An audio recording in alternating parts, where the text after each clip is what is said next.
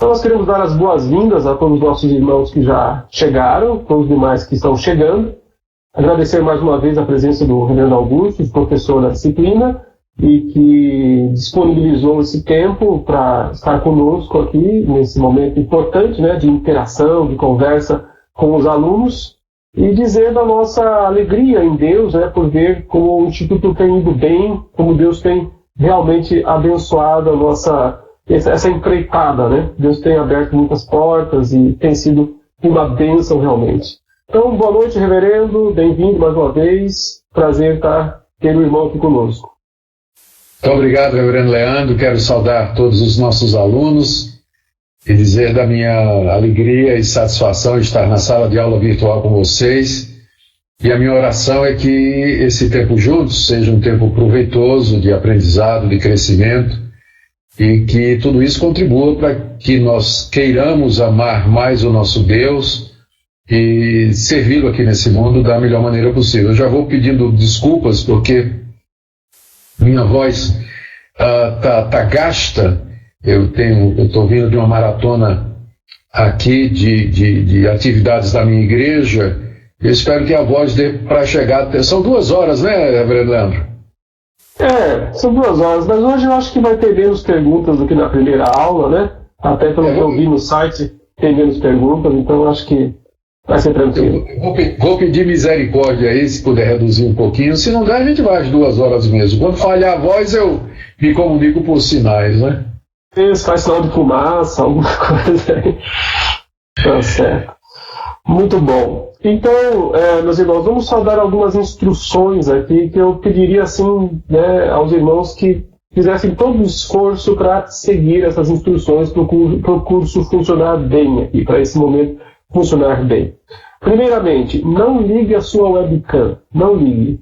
Em momento nenhum, tá? Deixa ela desligada, porque se liga, entra aqui, interfere. Daqui a pouquinho eu até vou desligar a minha, vai ficar só no Reverendo Augustus. Outra coisa, não ligue o seu microfone enquanto eu não liberar. Então, quando eu liberar, você poderá falar depois, mas não ligue o microfone em outro momento. Para usar o microfone, você tem que ter uma sala muito silenciosa. Se for aberto o seu microfone, se não for esse microfone de fio, então você tem que ter uma sala muito silenciosa. Se a sua sala estiver com barulho, com outras coisas, você vai ter que fazer sua pergunta digitando no chat. Não vai poder fazer no microfone, porque senão fica uma confusão só. Durante as perguntas, não use o bate-papo. Por quê? Porque ele distrai a atenção, né? Então, as pessoas acabam olhando o bate-papo e não prestam atenção no que o pastor está falando. Então, quando começar as perguntas, não use o bate-papo. Paramos aqui, lá na frente você vai poder usar o bate-papo normal. E agora, a recomendação mais importante aqui até agora. Seja muito objetivo na pergunta, tá? Na última aula a gente teve alguns alunos acabaram demorando muito para fazer a pergunta, levar 1 minuto, 2 para fazer a pergunta. Daqui a pouco o professor nem lembra mais, ele está perguntando, tanto que demora. Então, pensa antes de perguntar, né? Forma sua pergunta na cabeça, quem sabe escreve no papel, para na hora fazer a pergunta bem objetivamente, de forma curta, não precisa ser grossa, mas curta, né? E isso vai ajudar muito o professor e os demais irmãos, porque o pessoal começa a ficar impaciente quando o aluno não termina a pergunta, o aluno começa a ficar impaciente. Então, vamos fazer um esforço mesmo para que a pergunta seja bem incisiva, bem direta. Tá ok? O reverendo, o senhor quer fazer mais alguma recomendação sobre aqui o funcionamento? Não, eu acho que tudo que você falou está correto. É isso mesmo, e essas orientações vão servir para que a aula seja bastante proveitosa, que todos possam tirar o proveito melhor possível desse tempo juntos. Muito bom. Legal. Então tá bom. Reverendo, o senhor pode começar orando? Sim. Oremos então. Nosso Deus, nós queremos pedir que durante esse tempo que estaremos juntos, Teu Santo Espírito nos conduza na compreensão da Tua Palavra e no conhecimento e no crescimento na graça e no conhecimento do nosso Senhor Jesus Cristo. Te damos graças pela bênção da tecnologia, que ela pode ser usada em favor do Teu reino. e nos ajuda, Senhor, a jamais usá-la para outros motivos e outras intenções. Abençoa cada aluno que está presente na sala virtual, abençoa o reverendo Leandro à frente desse projeto, livra-o do mal, renova suas forças e usa-o para a tua glória. Em nome de Jesus. Amém. Amém. Tudo bem, eu vou desligar aqui a minha webcam, pessoal do reverendo, e nós vamos começar então colocando as perguntas que já estão no site. Eu vou aproveitar e colocar duas perguntas que ainda não foram respondidas no próprio, nas perguntas normais, né, da sala de aula. Eu vou aproveitar e colocar elas aqui. Deixa eu só ver um negócio aqui, porque eu tinha antes condição de escrever na tela. Por que agora sumiu? Quando o negócio é ao vivo, às vezes, né, dá uns probleminhas. Vamos ver aqui. Sumiu.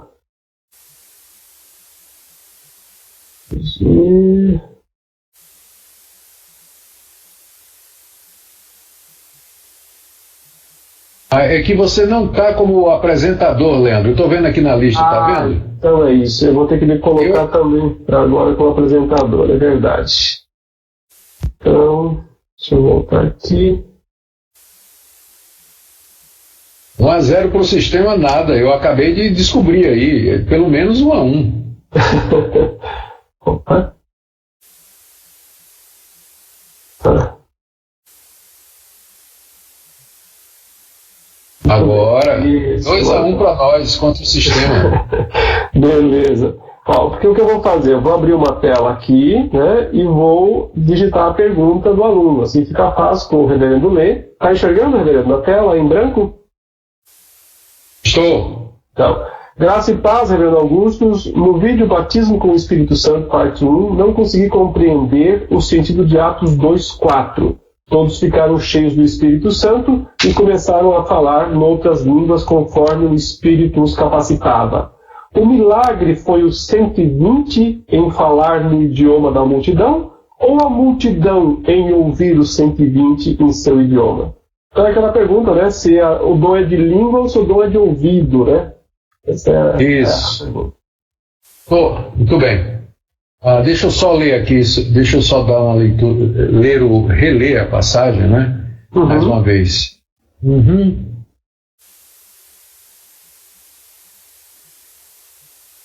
Certo. A resposta que nós costumamos dar é que o milagre foi na boca dos apóstolos e não no ouvido da multidão.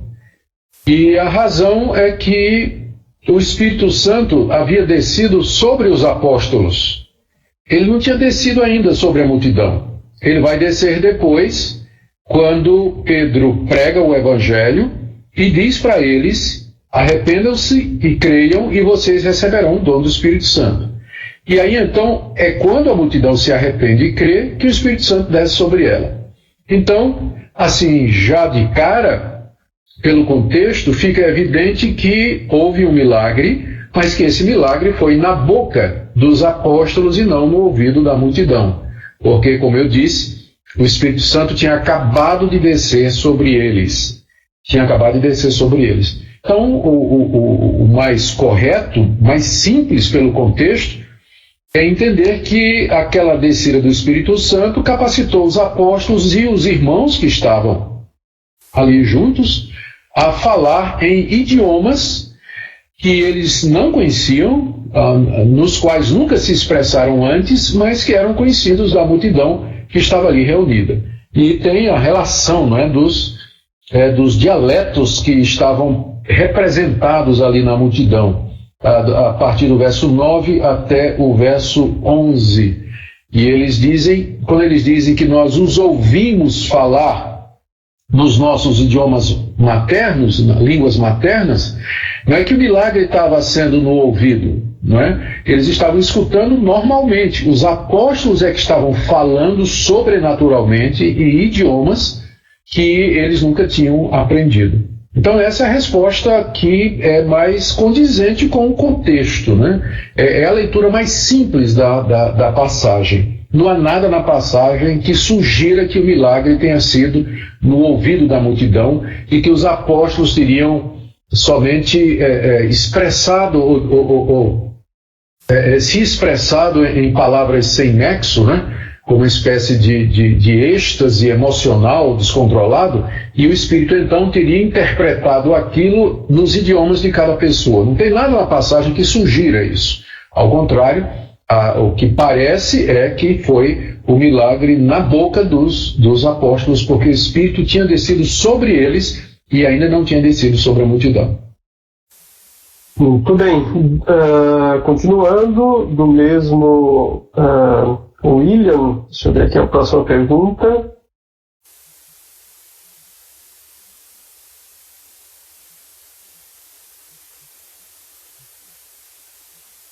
Vou ver um quadradinho maior aqui.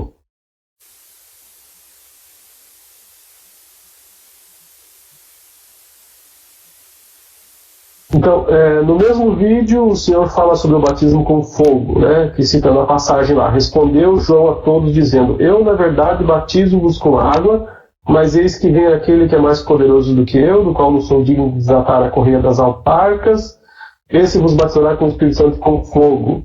Ele tem a pá na sua mão, e limpará a sua eira, e ajuntará o trigo no seu celeiro, mas queimará a palha em fogo que nunca se apaga. Então a pergunta, esse batismo com fogo está ligado à condenação e com o Espírito Santo à salvação?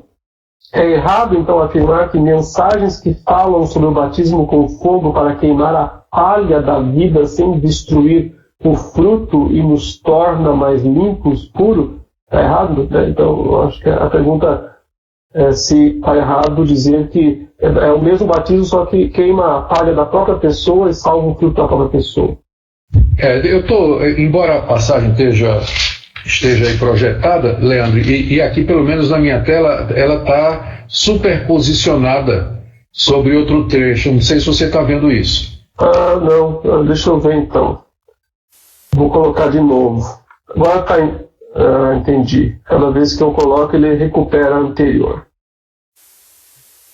Mas de qualquer forma, enquanto você tem isso, pronto, agora pelo menos o meu está perfeito. Tá bom. Então, uma boa regra de interpretação é a gente se aproximar do texto meio que tentando deixar o texto dizer o que ele está dizendo, em vez da gente ler no texto aquilo que a gente já imagina que o texto está dizendo. E a segunda regra, que também é importante, é que o melhor intérprete de uma frase, a melhor maneira, a melhor forma de você entender uma frase, uma declaração da Bíblia, é dentro do seu contexto imediato.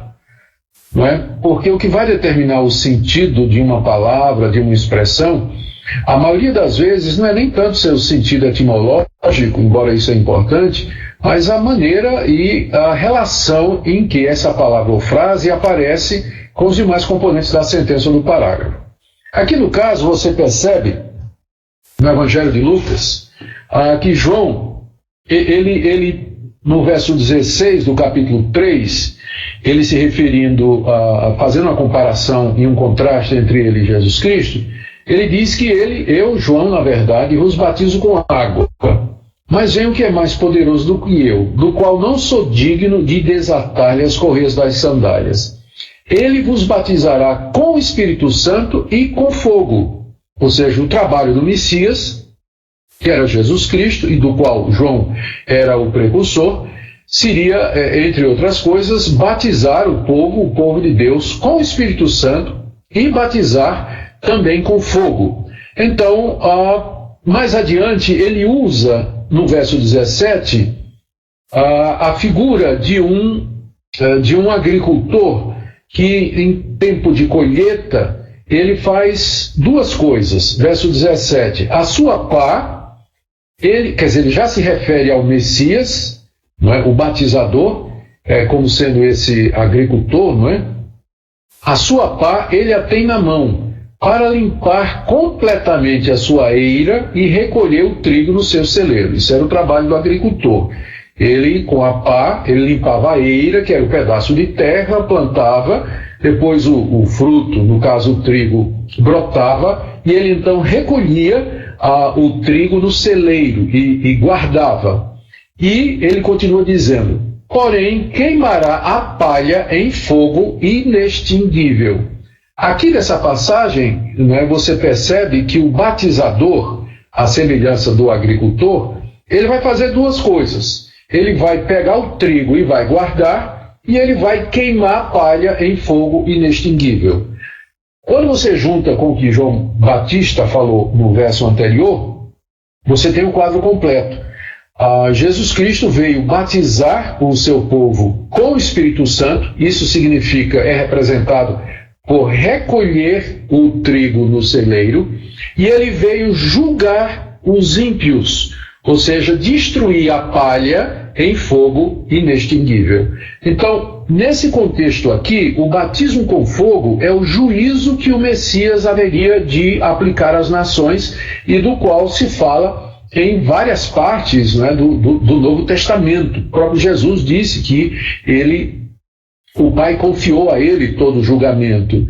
E lá no Evangelho de Mateus é ele que vai fazer a separação entre as ovelhas e os cabritos, dizendo para as ovelhas: entrem no celeiro, né, no reino do meu Pai, e dizendo para os cabritos, os bodes, né, vão para o fogo eterno. Então, todas as passagens do Novo Testamento que falam a respeito da vinda de Cristo e do juízo dão a Cristo essas duas atribuições: a salvação do seu povo e a condenação dos ímpios no fogo eterno. Então, diante de todas essas informações, a interpretação que nos parece mais plausível aqui disso é que João Batista queria dizer, com a expressão batizará com fogo, o juízo que o Messias haveria de fazer sobre os ímpios, jogando-os para o sofrimento eterno. Agora, há passagens em que o Espírito Santo é comparado ao fogo. No dia de Pentecostes, um dos sinais da descida do Espírito Santo foi labaredas de fogo sobre a cabeça dos discípulos. Então, não é errado você usar analogias ou figuras como do fogo para se referir à obra do Espírito Santo, de santificação, de purificação dos corações.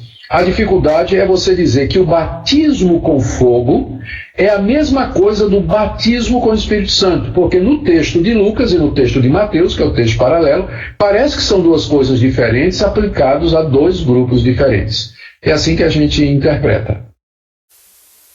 Ok. Temos uma pergunta. Essa pergunta aí foi do Tiago. Essas duas perguntas anteriores foram do Tiago Barbosa. Agora, a pergunta da Ângela. Boa tarde, Leandro Augustus. Minha dúvida é sobre o suposto espiritual ou profeta da igreja em não obedecer às regras que foram impostas para o culto público, o princípio regulador do culto, como o apóstolo Paulo recomenda nesse contexto. O desobediente deve ser ignorado pela igreja ou apenas no ato em que está praticando de forma indevida?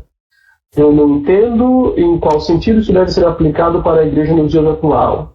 Temos tantas desordens no culto atualmente que algumas penso que são fogo estranho mesmo. Dá uma deixa para nós, reverendo. Fala um pouco sobre isso. E elas têm dois textos aqui, Nadab e Abiú, que ofereceram fogo estranho, foram consumidos. E 1 Coríntios 14, 37 e 38, se alguém pensa que é profeta ou espiritual, reconheça que o que lhes estou escrevendo é mandamento do Senhor. Se ignorar isso, ele mesmo será ignorado, né? Então, é a propósito dessas, ela chama aqui, né, de muitas badernas e coisas indevidas no culto, e ela está perguntando se, não é exatamente uma pergunta, é mais um comentário, né, sobre essa situação, mas se tem relação com esses textos que são citados. Isso.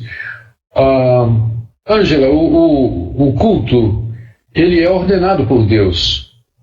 Deus não permite que nós inventemos culto ou formas de cultuar que não esteja de acordo com a sua vontade revelada. A Bíblia é muito clara a respeito disso. Esses casos, que você citou aí, por exemplo, do Nadab e Abiú, que tentaram introduzir elementos estranhos no culto que Deus havia ordenado e que foram então condenados, né?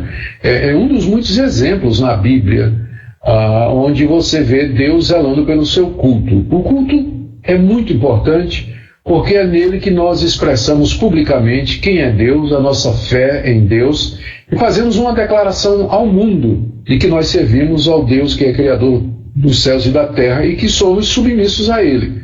Por isso o culto tem que ser de acordo com a vontade de Deus. Nós não podemos inventar formas de culto ou introduzir elementos de culto que não estejam de acordo com a sua palavra revelada. Mas quem é que vai zelar por isso? Essa é a razão pela qual Deus colocou liderança na igreja. Pastores, presbíteros, que são responsáveis pelo governo espiritual da igreja e pelo bom andamento do culto. Quando estes homens, pastores e presbíteros e líderes, dependendo da denominação, eles podem ter outro nome, quando eles não zelam pelo culto a Deus, vira essa baderna que você vê aí. As pessoas introduzem elementos, ou às vezes eles mesmos, movidos pelo desejo de trazer coisa nova, de atrair multidões, de manter os fiéis, eles começam a introduzir determinadas práticas no culto que não têm respaldo na palavra de Deus. E o resultado é um culto espúrio, um culto falso que não agrada a Deus, um culto que não edifica e que com o tempo vai tornando as pessoas céticas, superficiais e distantes de Deus. O que deve ser o centro do culto é a pessoa de Deus, o Pai, o Filho e o Espírito Santo. O culto tem que ser teocêntrico, ele tem que ser um culto em espírito, ele tem que, em todas as suas partes, o culto tem que exaltar a Deus.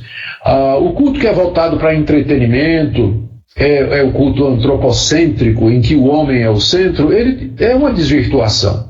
O problema dessas igrejas onde o culto é antropocêntrico, onde tem show, tem espetáculo, tem apresentação, tem pirueta, cambalhota, plantar bananeira, salto triplo mortal para trás, isso aí é onde líderes já abandonaram a sua missão de guiar a congregação na verdadeira adoração a Deus. Então, a solução para um problema como esse passa pela liderança. Se não tiver homens de Deus que amem a palavra de Deus e queiram ser fiéis à palavra de Deus, esse problema vai continuar. Mas o problema é a liderança, pode ter certeza. Muito bem, vamos aqui para mais uma pergunta.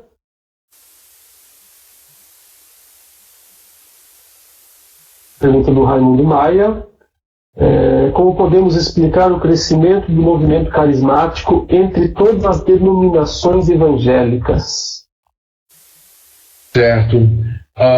Bom, primeiro esse crescimento entre as denominações evangélicas, eu creio que você quer dizer denominações históricas, né? Porque o movimento carismático ele surge na década de 60.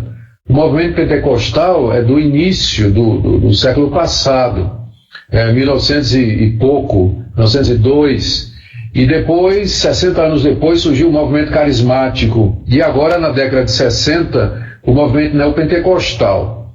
Esses movimentos eles tiveram impacto nas denominações históricas, como presbiterianos, metodistas, batistas, luteranos, episcopais, congregacionais, no sentido de que muitos membros dessas igrejas históricas se sentiram atraídos pela dinâmica desses movimentos de renovação. A ênfase na oração, a ênfase nos dons espirituais, a busca pelo batismo com o Espírito Santo, expulsão de demônios, o fervor e o zelo, a experiência que era apresentada nos cultos, né?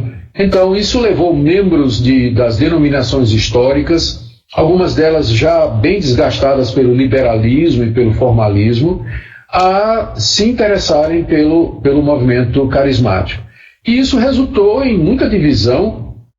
Denominações como a Igreja Presbiteriana, por exemplo, na década de 60, 70, sofreram com isso, né? Houve divisão, saiu a Igreja Presbiteriana renovada, saíram movimentos de dentro a própria Convenção Batista se dividiu naquela época. Também surgiram convenções de linha pentecostal e assim por diante. E ainda hoje continua o apelo, né, do movimento carismático para os membros das igrejas reformadas, e geralmente, eu digo históricas, né?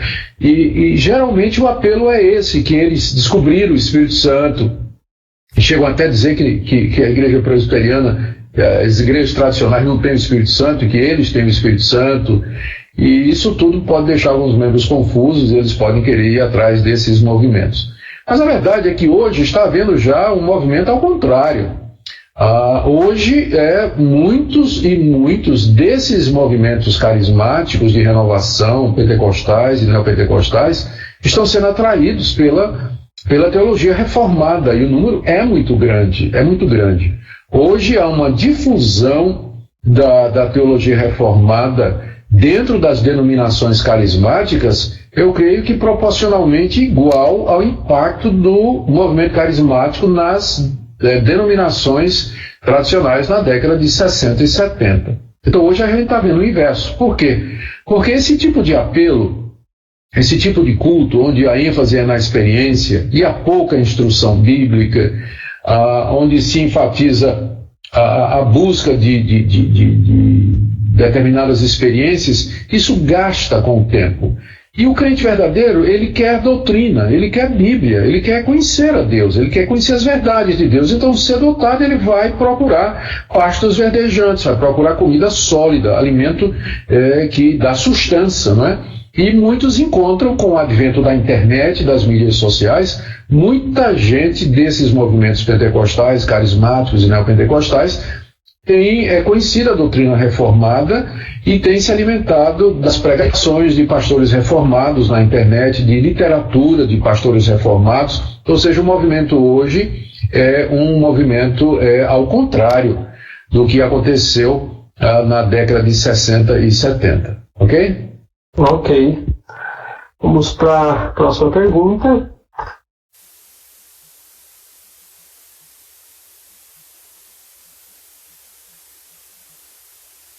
Pequeno quadrado, tem que fazer maior.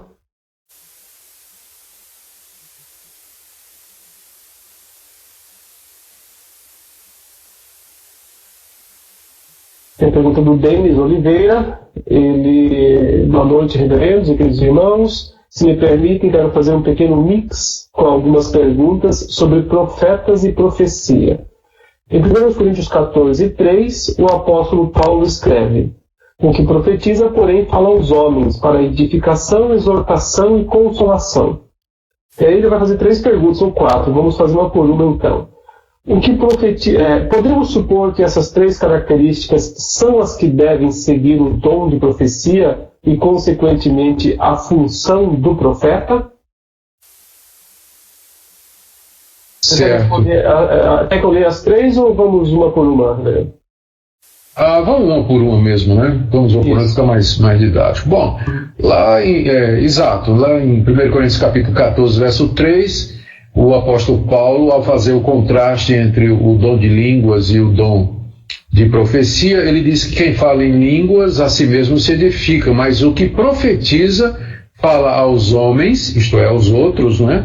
Para edificação, exortação e consolação. E é nisso que Paulo vai basear o argumento dele de que a profecia ela deveria ter predominância e preeminência no culto sobre as línguas, especialmente as línguas não interpretadas, porque as línguas no máximo edificam aquele que fala, se não tiver interpretação, enquanto que a profecia instrui toda a igreja. E dessa palavra aí de Paulo, a gente percebe que ele entende como profecia um tipo de fala que traz edificação, exortação e consolação. Ou seja, são efeitos, estas 3 coisas, edificação, exortação e consolação, são o resultado da aplicação da palavra de Deus no coração das pessoas. Ou seja, com isso o apóstolo Paulo nos deixa entrever que a função do profeta no Novo Testamento era basicamente trazer a palavra de Deus para a edificação da igreja. Aliás, isso não é só no Novo Testamento. No Antigo Testamento, os profetas de Deus, os grandes profetas como Isaías, Jeremias, Ezequiel, Daniel, Oséias, enfim, todos eles, chamados profetas escritores, a julgar pelo que eles escreveram, boa parte do trabalho deles, se não a maior parte, era exatamente exortar, consolar e edificar o povo de Deus, trazendo uma palavra de Deus para eles. Os profetas eram homens da hora, eram homens que Deus levantava quando o sacerdote tinha falhado, o juiz tinha falhado, o rei tinha falhado, e Deus levantava o profeta para exortar o povo a voltar aos caminhos de Deus. E o profeta fazia isso lembrando ao povo os termos da aliança. Vocês são povo de Deus. Deus não quer que vocês pratiquem idolatria. A lei de Deus diz que se vocês não se arrependerem, vocês serão castigados, vocês serão consumidos, né? Vocês são piores do que os ímpios. Então, boa parte do livro de Isaías, por exemplo, é gasto com essas exortações que na verdade são aplicações da lei de Moisés e do pacto ao povo que na época estava rebelde. Aqui e acolá, Isaías faz uma profecia predictiva, né? Ele prevê o futuro, ele antecipa o futuro, mas até quando ele fazia isso, era baseado na própria lei. Ele diz assim, olha, assim diz o Senhor, eu vou mandar um povo sobre vocês, um povo que vem do norte, um povo que vai invadir a terra de vocês. Mas tudo isso Moisés já tinha dito que ia acontecer se o povo desobedecesse. Então, a função principal do profeta era trazer a palavra de Deus para o povo. Infelizmente, as pessoas, boa parte dos evangélicos, entende que profecia é você adivinhar o que é que está acontecendo na vida dos outros. Durante o culto, um profeta se levanta e diz que Deus está revelando para ele que ali está alguém com alguma necessidade ou passando algum tipo de problema, não é? E pensa que isso é o dom de profecia. Mas, na verdade, esse tipo de coisa, de identificar a situação de alguém sobrenaturalmente, é uma parte mínima, quando não inexistente, do trabalho dos grandes profetas. E quando você está no Novo Testamento, chega no Novo Testamento, aí você não encontra isso mesmo, né? Então, essa passagem, ela, sim, você está correto aí, Denis, ao fazer essa afirmação. O dom de profecia é o dom, atualmente, né? É o dom de trazer a palavra de Deus para a igreja, para exortar, instruir e consolar o povo de Deus. Essa é a função principal do profeta. E agora eu estou vendo aqui já a sua segunda pergunta, se me permite, Leandro, eu já vou entrar aqui, porque tá ligado, né? Aí ele pergunta assim, então, nesse caso, nós podemos dizer que o profeta e o pastor possuem, ao menos nesses três aspectos, a mesma tarefa. Absolutamente. Na Reforma Protestante, um dos títulos para o pastor era exatamente de profeta. Um dos primeiros manuais de homilética, que é a arte da pregação, foi escrito por um puritano, se não me engano foi o Thomas Brooks, e agora eu me esqueço o nome dele, provavelmente eu estou errado, mas que escreveu, o título do livro era A Arte de Profetizar. Na verdade, ele queria dizer a arte de pregar, mas isso indica que na cabeça dos puritanos e dos reformados, a profecia e a pregação são a mesma coisa. Exatamente por causa de passagens como essa de 1 Coríntios capítulo 14, verso 3. Lá no livro de Apocalipse é dito que o espírito da profecia é o espírito de Cristo. Lá no livro de Atos está dito que Silas e Barnabé, que eram profetas, passavam pelas igrejas consolando, exortando e edificando o povo. Então, por isso que é dito também que falem 2 ou 3 profetas e os outros julguem. Não é?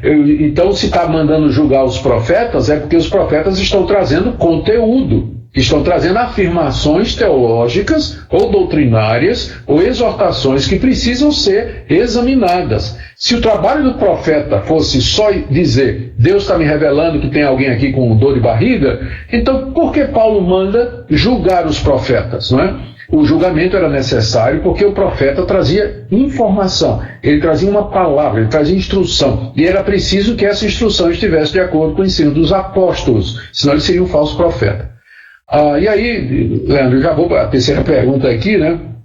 Ele pergunta se o ofício de profeta ainda vale para os nossos dias, uma vez que hoje todos temos acesso às Escrituras e todos podemos edificar, exortar e consolar uns aos outros com a Escritura, se esse ofício não estaria fora de utilidade. Absolutamente não. Deus continua a nos dar o ofício de profeta, o dom de profetizar. Então, aqueles pastores, né, mestres que abrem a palavra de Deus, por exemplo, vou pegar aqui o exemplo do reverendo Leandro. O reverendo Leandro é o expositor da Bíblia, ele pega a palavra de Deus, aplica a palavra de Deus, interpreta a palavra de Deus, traz a palavra de Deus para o povo, ali ele está fazendo o papel de profeta. É o homem que traz a palavra de Deus, aplica a palavra de Deus aos corações, e não só ele, mas todo pastor que é e quer ser instrumento de Deus para trazer a sua palavra para o povo. Então, não existe como ofício, né, hoje, né, até porque nós entendemos que o ofício do profeta era só restrito ao Antigo Testamento. No Novo Testamento você não tem o ofício de profeta, você tem o dom de profecia que faz parte do equipamento do ofício de pastor, por assim dizer. Então, para nós sim, hoje, né, a profecia vale, mas como exposição, pregação e aplicação da palavra de Deus. Aqui estou tendo a informação que quem escreveu o livro foi William Perkins, né, que vocês estão vendo aí na parte do chat. Obrigado aí a Cleiton Silva, né, que explicou, me lembrou aqui do nome do William Perkins, é ele mesmo. Muito bem. Agora a pergunta do Ronaldo Vieira, Reverendo Augusto, no vídeo. Está chamando aqui alguma coisa. Eu estou vendo aí. Foi o meu telefone que estou aqui. Desculpa. Então, no vídeo disponibilizado o batismo do Espírito Santo, tal, primeira parte, o senhor fala que batizar com o Espírito Santo é guardar o trigo e batizar com fogo é queimar a palha. Mas adiante diz que os discípulos sabiam que as promessas sobre o Espírito foram através dos sinais dos ouvidos, dos olhos e da boca. Ao referir ao ouvido, disse que o som como de vento impetuoso, porém não teve vento. Atos 2:2 e Atos 2:3 fala que apareceu língua como de fogo. Mas também pergunto, essa língua de fogo foi simbólica? Isso aconteceu nos demais eventos de Samaria, né? 8:17, Cesareia, Atos 10:44 e em Éfeso, Atos 19:19? Sim. Eu creio que a língua de fogo, ela apareceu, era uma labareda. É dito que eles viram. Então, para que pudesse ser visto, tinha que existir, né? tinha que ter essa manifestação. E era um símbolo de alguma coisa que o livro de Atos não diz. A gente pode apenas imaginar.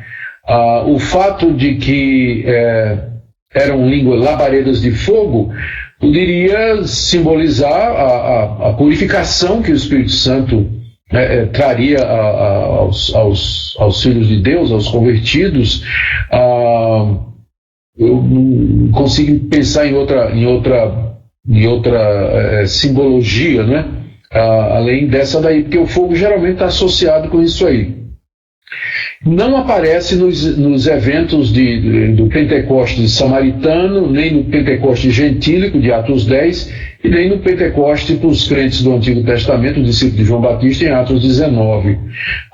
O que aparece nesses outros eventos é somente o falar em línguas, embora não seja mencionado lá em Atos 8, né, mas é em Atos 10 e em Atos 19. Então, aqueles sinais iniciais, Pentecostes tendo sido o primeiro evento, né, o primeiro grande derramar do Espírito Santo, ele precisava ser marcado por sinais extraordinários, né, para indicar a mudança da dispensação, o início da igreja na sua fase cristã. Por isso, aqueles sinais miraculosos que não se repetiram nos desdobramentos em Samaria, Cesareia e em Éfeso. Então, essa eu creio que é a única explicação para isso. Lá em Pentecostes teve o som como de um vento, apareceram as labaredas e o falar em línguas. Mas lá em Samaria, somente o falar em línguas, Cesareia somente o falar em línguas, e em Éfeso somente o falar em línguas. Parece que o som do vento e a labareda foram restritos só ao dia de Pentecostes, que é um evento histórico, né? Não repetitivo, não repetível, por assim dizer, não sei se existe essa palavra, porque ele tem significado histórico, é o cumprimento de promessas de que Deus haveria de derramar o seu Espírito Santo, o Messias haveria de batizar com o Espírito Santo. Então, um momento único, era preciso que fosse marcado por esses sinais e prodígios extraordinários. Os efeitos continuam até o dia de hoje.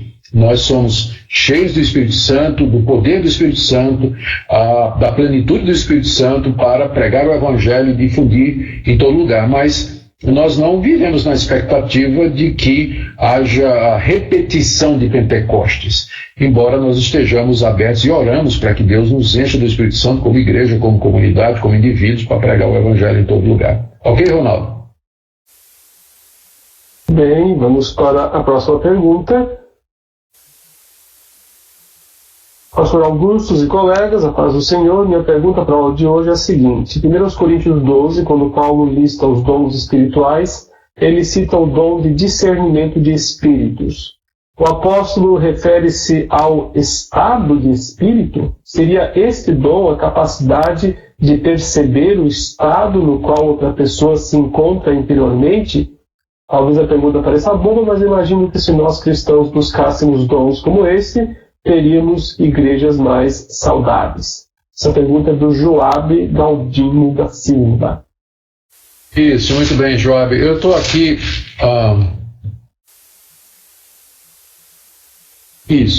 eu estou aqui abrindo na primeira carta de João, no capítulo 4, no verso 1 e 2, quando o apóstolo João ele diz o seguinte: Amados, não deis crédito a qualquer espírito, antes provai os espíritos, se procedem de Deus, porque muitos falsos profetas têm saído pelo mundo afora. Nisto reconheceis o Espírito de Deus. Todo espírito que confessa que Jesus Cristo veio em carne é de Deus, e todo espírito que não confessa a Jesus não procede de Deus. Pelo contrário, esse é o espírito do anticristo, a respeito do qual tendes ouvido que vem e presentemente já está no mundo. Por que eu li essa passagem?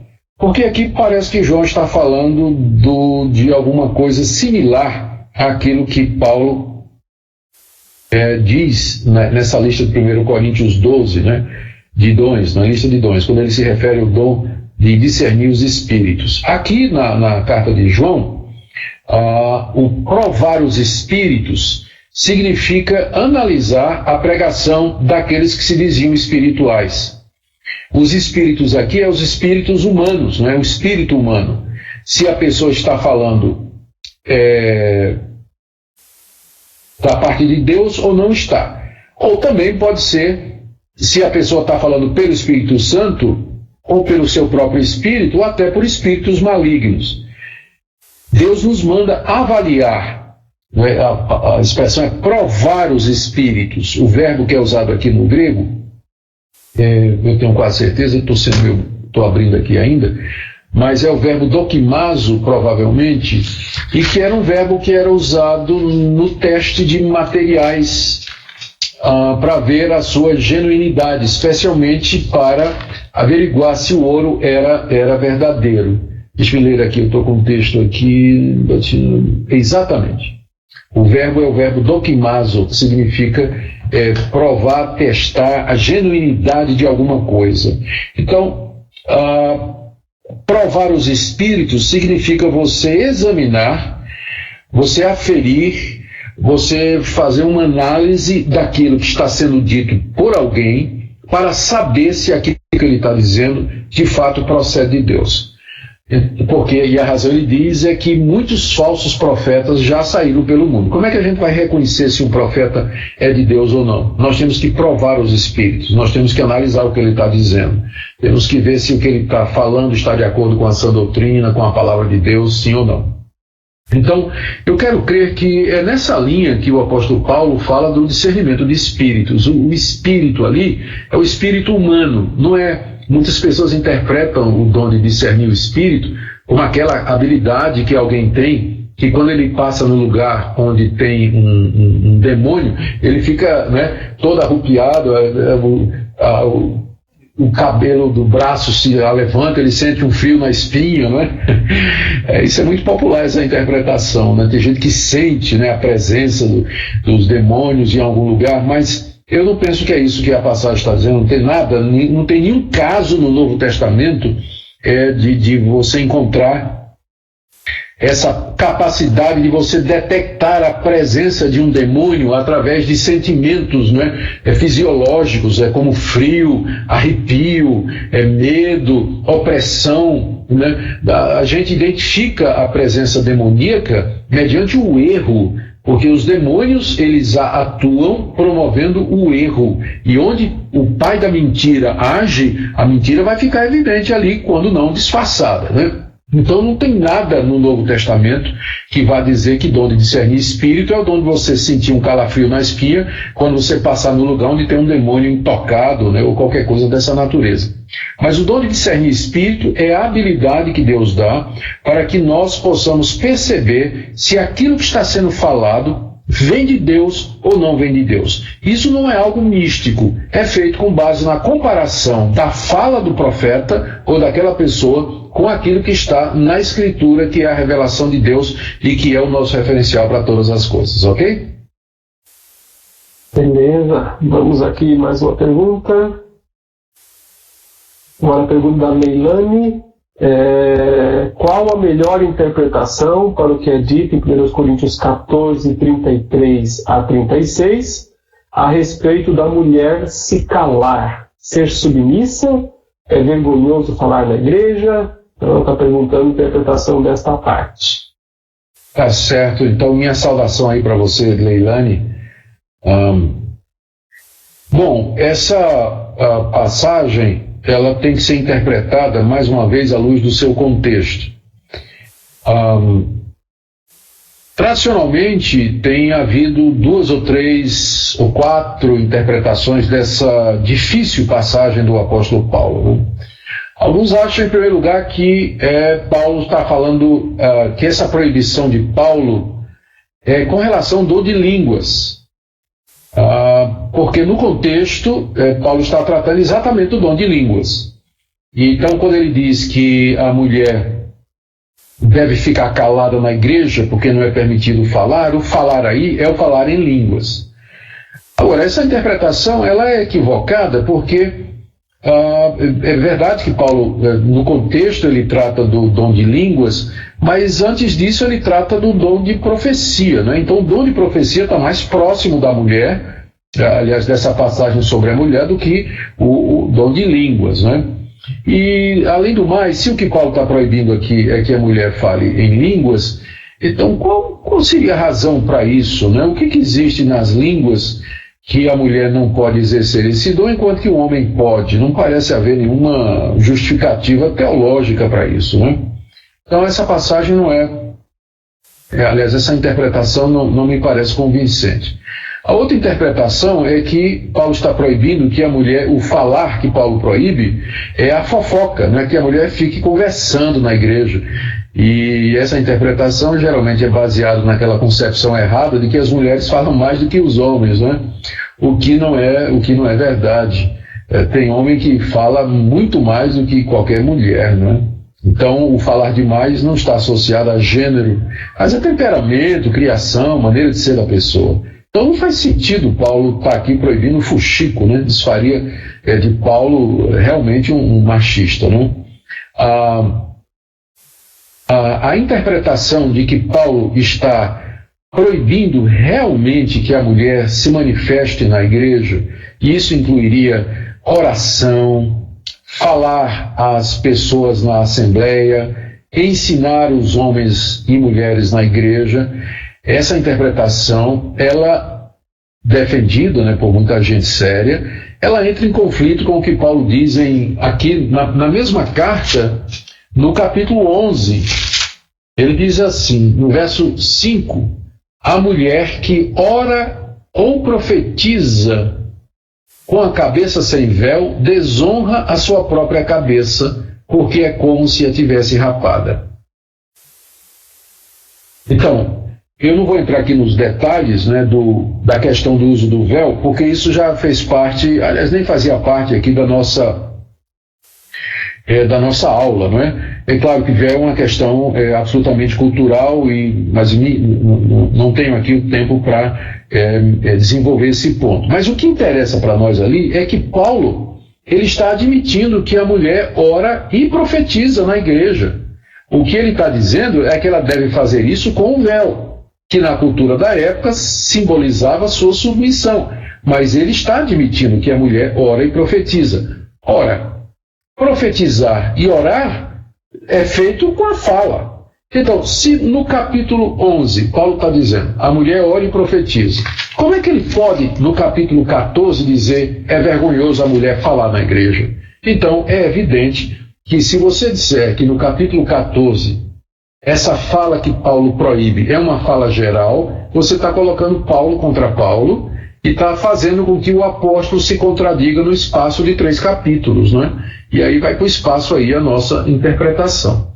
Uma saída que as pessoas costumam trazer para esse dilema é dizer que lá no capítulo 11, onde Paulo se refere à mulher que ora e profetiza, ele estaria se referindo a grupos pequenos. A mulher poderia, naquelas reuniões, nas casas, ela poderia, naquele ambiente mais reservado, ela poderia orar e profetizar, não é? Mas no culto público, que aí é o que Paulo já está se referindo no capítulo 14, a mulher não poderia falar. O problema é que essa interpretação, ela parte de uma realidade moderna e quer introjetá-la no texto. Nos dias de hoje a gente tem, durante a semana, reunião de pequenos grupos e no domingo a gente se junta numa igreja grande, né, um espaço grande para fazer o culto público e a celebração. Mas não era assim, né? Na época do apóstolo Paulo. Todas as reuniões eram nas casas. O cristianismo só começa a usar templos a partir do século IV, quando ele é reconhecido como uma religião legítima, né? Até então os crentes se reuniam nas casas, em espaços pequenos, as reuniões eram realmente em grupos pequenos. Então não há essa distinção. A solução que me parece menos complicada, Leilani, é dizer que em 1 Coríntios 14, quando Paulo fala que as mulheres têm que ficar caladas porque não lhes é permitido falar, é que ele está proibindo que as mulheres participem do julgamento dos profetas, que é o que ele fala nos versos anteriores. Olha aí o que ele diz no verso 29, logo antes, né? Falem 2 ou 3 profetas e os outros julguem. Então ele falou da necessidade da igreja julgar e avaliar aquilo que está sendo dito pelo profeta. E quando ele logo em seguida diz, não permito que a mulher fale, então o contexto sugere que é esse tipo de fala que Paulo está proibindo, que a mulher participe no julgamento dos profetas. E isso é ratificado porque ele diz assim, logo em seguida, no verso 34 ele diz, conserve-se as mulheres caladas na igreja. E no verso 35 ele diz assim, se querem aprender alguma coisa, interroguem em casa ao seu marido. Não é? Então você percebe que o que Paulo está proibindo é que ela interrogue os profetas no culto.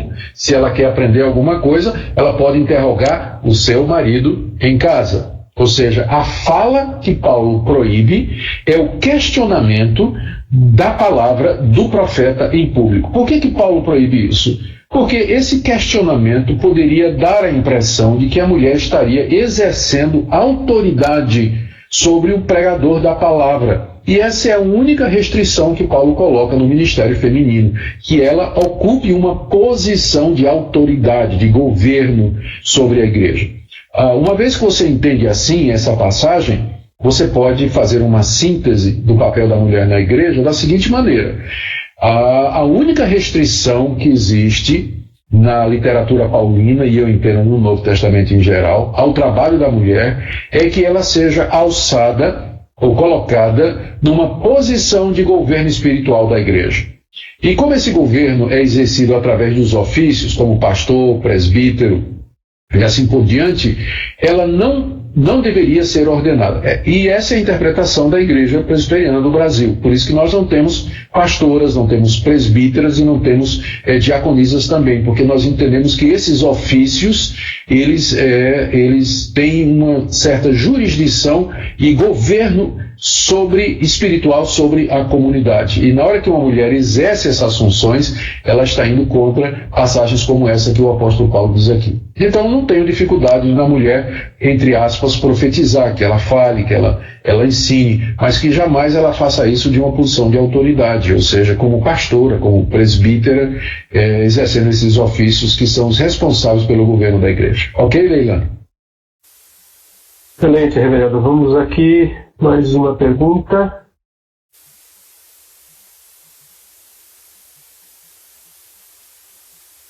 Vou aqui o tamanho da fonte para caber tudo. Coube. É do Alexandre Yamamoto, acho que ele está falando lá do Japão, se não me engano. Boa noite, reverendo Augustus. Para ele é de manhã lá, né? Em 1 Coríntios 14, parece fazer parte do culto o uso de dons para trazer revelação. A que tipo de revelação Paulo está se referindo? E o versículo 30 ainda parece haver possibilidade para uma revelação individual. Poderia discorrer sobre o assunto? Aí ele cita os versículos. É o primeiro. Né? Então, agora, irmãos, se eu for visitá-los e falar em línguas, em que lhes serei útil, a não ser que eles levem alguma revelação. A palavra aparece novamente no versos 26 e também no verso 30. Isso.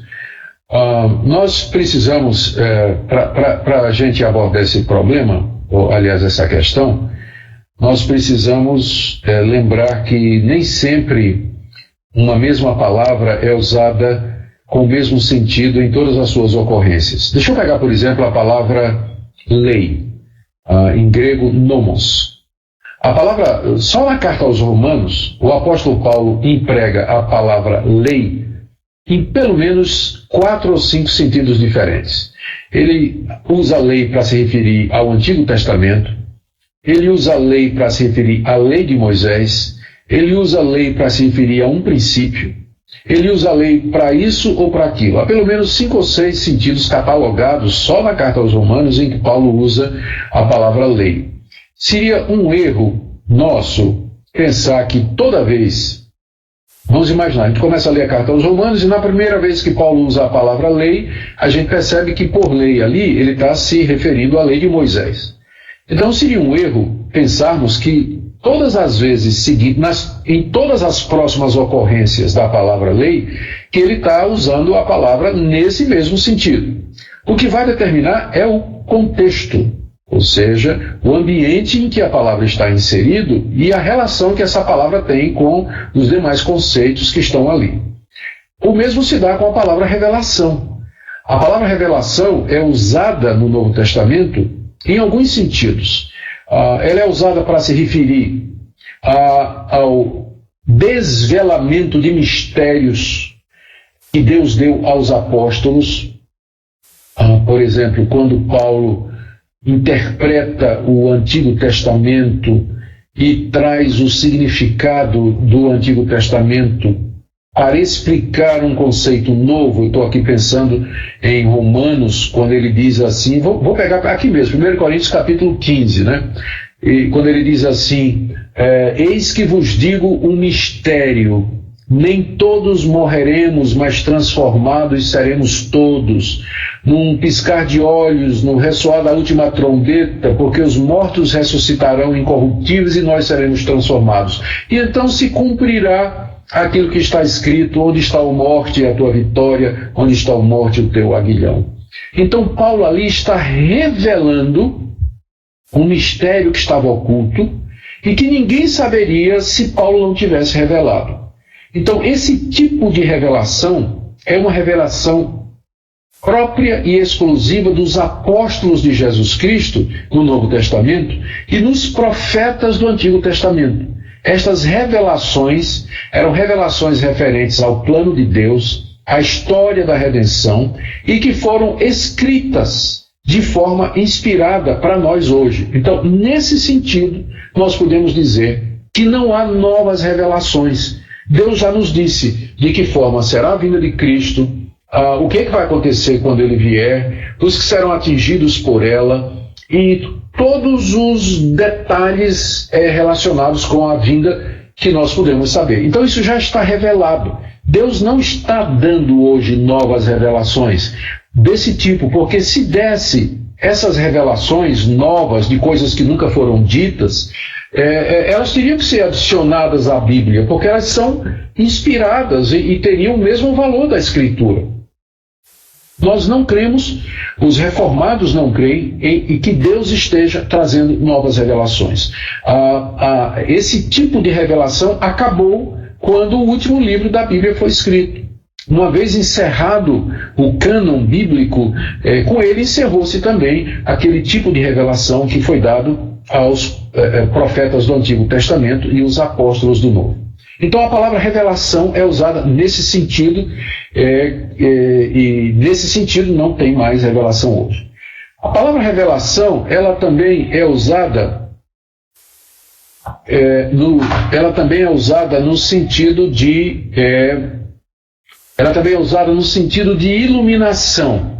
Ela é também usada no sentido de iluminação. Tipo assim, pronto, me lembrei aqui. Lá em Efésios, se você quiser acompanhar comigo, Efésios capítulo 1,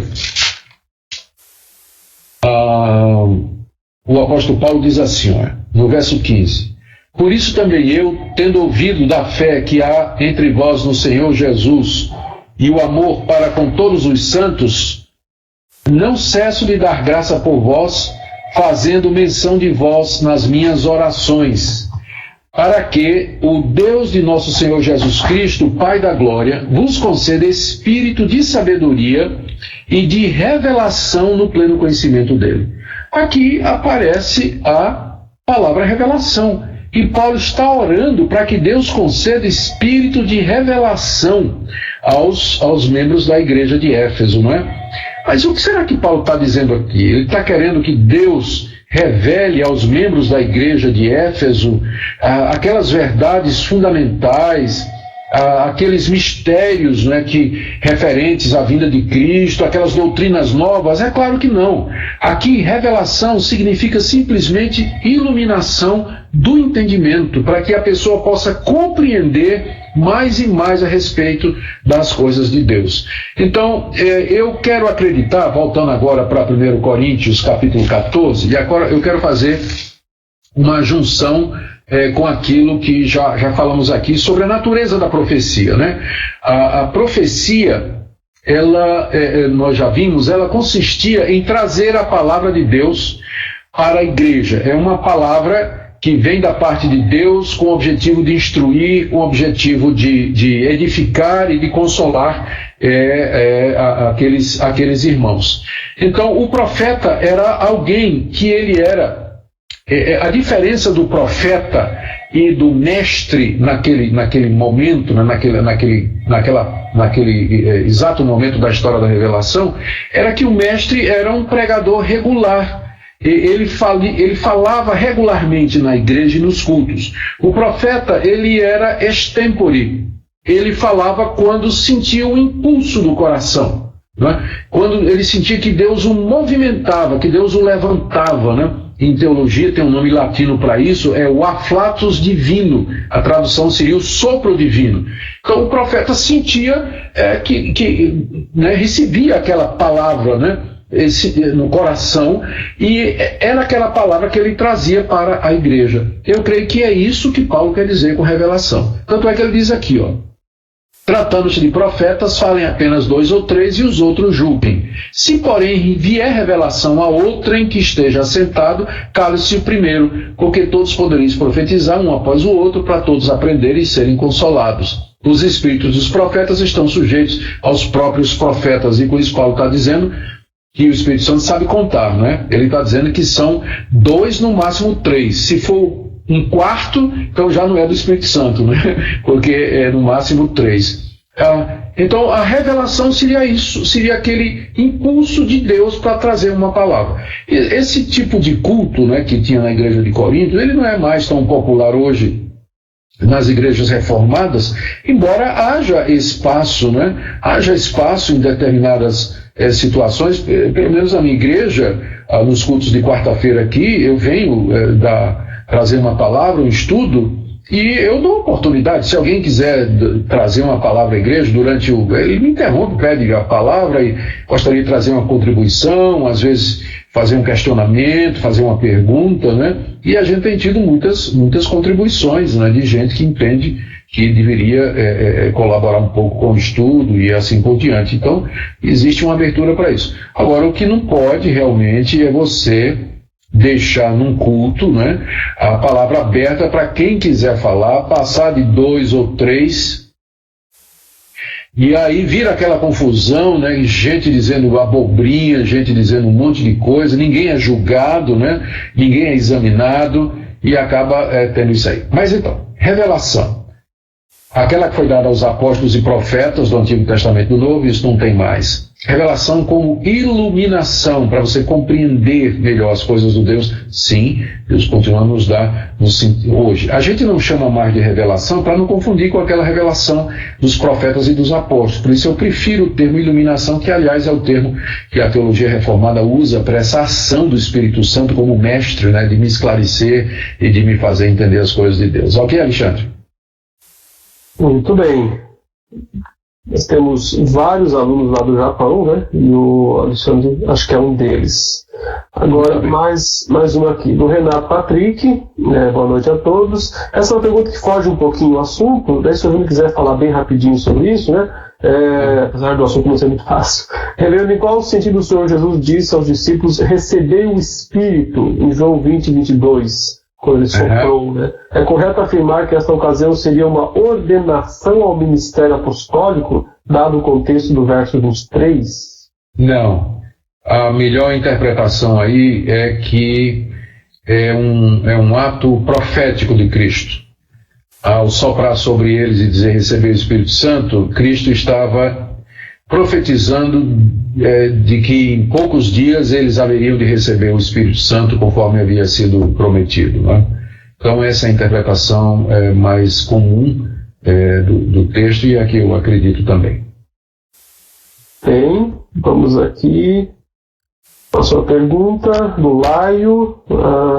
Se o propósito é para uma edificação com um fim proveitoso da igreja, como fica o edificar a si mesmo sem que haja intérprete? Levando em conta que o mesmo Espírito que concede o dom de falar também concede o de interpretar. Bom, primeiro, a passagem de 1 Coríntios 14, primeiro a gente tem que ver essa questão se quem fala em línguas é o mesmo que interpreta, não é? Eu penso que isso está no que você está dizendo aqui. Em 1 Coríntios 14, a gente não pode ter muita certeza se Paulo está se referindo a uma coisa ou outra. Parece que, por um lado, parece que Paulo se refere sempre a que uma pessoa fala em línguas e outra interpreta. Por outro lado, tem passagens como, por exemplo, no capítulo 14, verso 13, o que fala em outra língua deve orar para que a possa interpretar. Essa passagem pode dar a entender que Paulo está dizendo que a pessoa que fala também pode ser a mesma que interprete, né? Como fica difícil a gente exegeticamente pender para um lado ou para o outro, ou fazer uma decisão exegética sobre isso, então a gente apela para outras bases, né, para tentar chegar a uma conclusão. E uma delas é o bom senso e o contexto da igreja de Corinto e o contexto de outras igrejas. Fica mais transparente e fica mais de acordo com o que Paulo está dizendo. Paulo está zelando pelo culto. Paulo está querendo que os que falam em línguas dominem o culto. Ele está querendo evitar que haja interpretação. Ele quer que haja genuinidade, que somente os dons genuínos se manifestem. Então, nesse contexto, a interpretação que se encaixa melhor é de que Paulo, de fato, tem em mente que uma pessoa fala e que outra interpreta. Porque isso vai dar autenticidade ao dom de línguas, né? Isso vai dar aquele momento em que está sendo falado, né? Vai dar mais credibilidade. Um fala e o outro interpreta, recebe de Deus. Por isso que é dito que o dom de línguas ele é o único dom casado, né? Ele tem que vir junto com o dom de interpretação, senão ele não tem finalidade nenhuma. Quanto a essa passagem, o que fala em outra língua deve orar para que a possa interpretar, Paulo pode estar simplesmente dizendo que a pessoa deve orar para que possa interpretar através de outra pessoa, através do exercício do dom de interpretação feito por outra pessoa. Então eu me inclino a entender que o que Paulo tem em mente, que essa deveria ser a prática usual, é que se o dom de línguas aparecer, ele deve ser interpretado por outra pessoa que não seja aquele que está falando. Isso vai dar mais credibilidade, não é? Bom, se não tiver interpretação, e a pessoa falou sozinha, o apóstolo Paulo diz aqui que ele se edifica a si mesmo. Essa edificação não é a edificação que vem pelo entendimento, porque o pressuposto é que a pessoa não sabe o que é que ela falou. Não, ela não sabe. Ela se dirigiu a Deus num idioma que ela nunca falou antes, ela não entende aquele idioma. Então, a única edificação possível aqui é simplesmente o senso ou a sensação de que está sendo usada por Deus e que Deus agiu nela, mas não há edificação no sentido em que Paulo usa o termo no restante do capítulo 14, porque em todas essas outras ocorrências a edificação sempre está ligada ao conhecimento e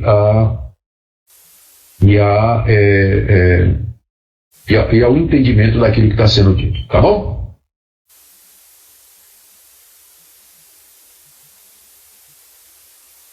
Alô? Eu estava com o microfone mudo aqui, eu estava um espio. A próxima pergunta é do Edson, e ele está dizendo: na interpretação do dom de língua, seria interpretar sobre a interpretação do dom de língua, seria interpretar uma oração? O dom de língua edifica a própria pessoa, penso que é uma oração a Deus. Quando a interpretação poderia ser de uma oração ou intercessão por alguém?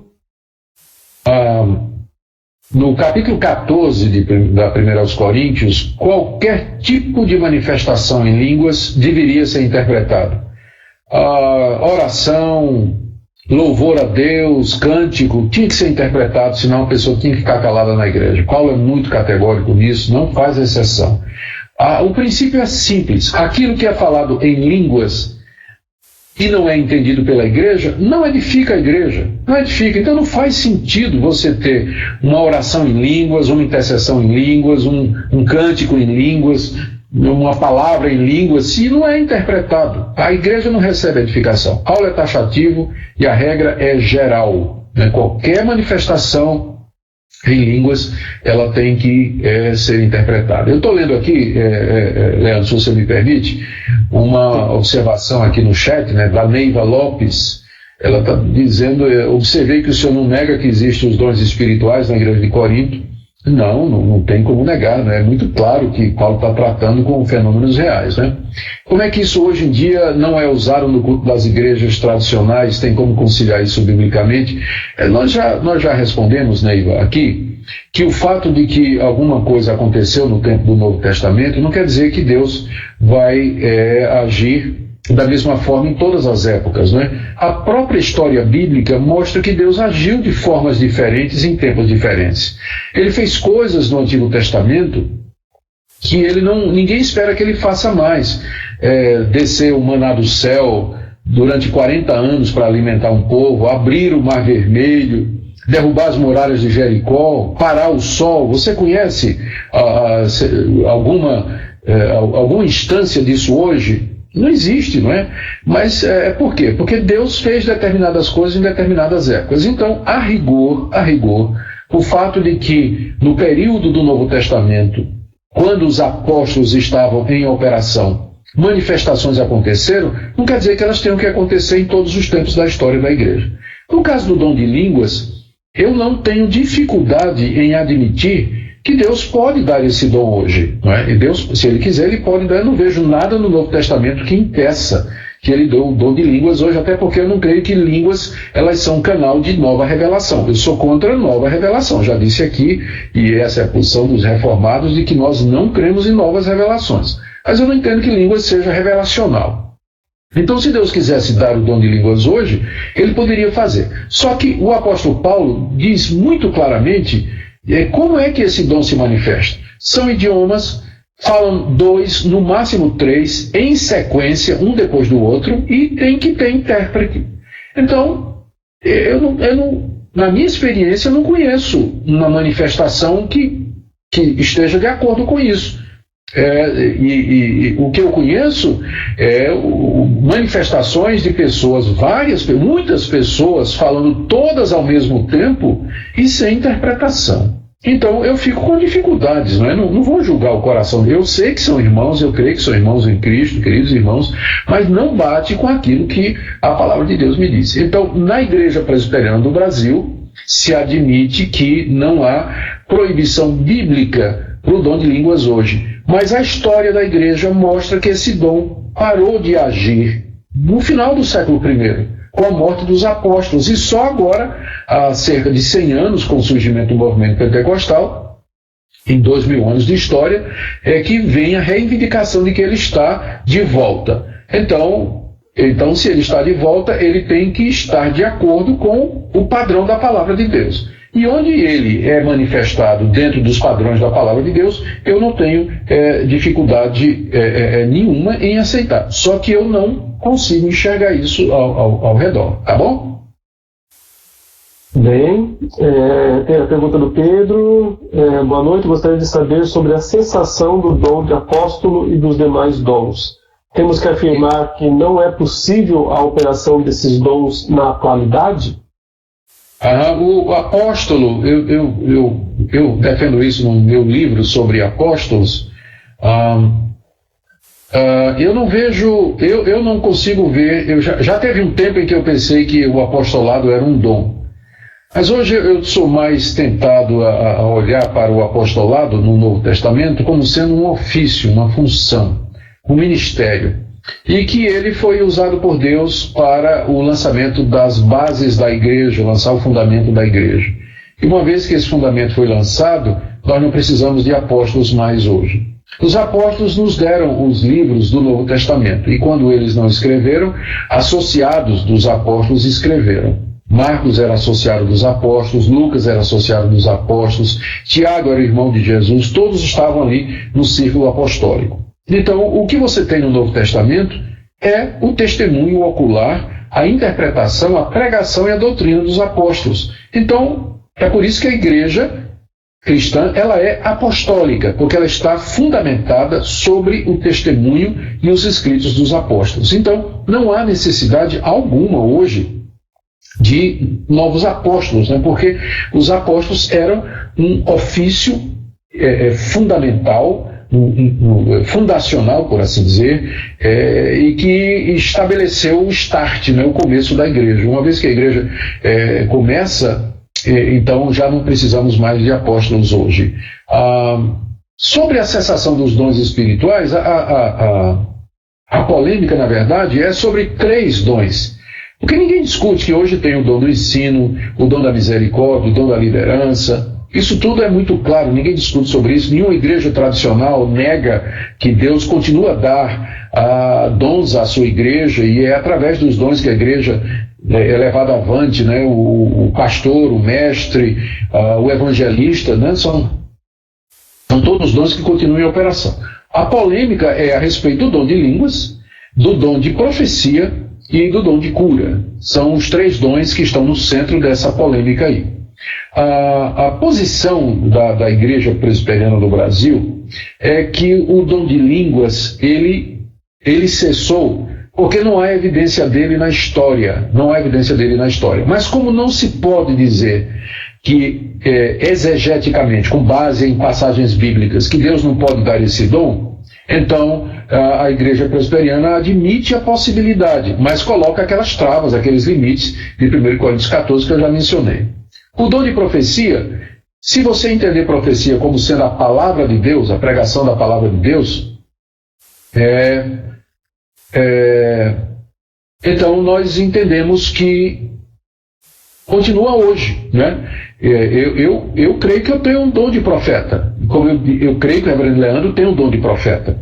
Então eu creio que existe hoje. Mas se você entender profecia como sendo aquela capacidade de anunciar o futuro do que Deus haveria de fazer na história da redenção para a salvação do homem, isso morreu com os profetas do Antigo Testamento e com os apóstolos, não tem mais hoje.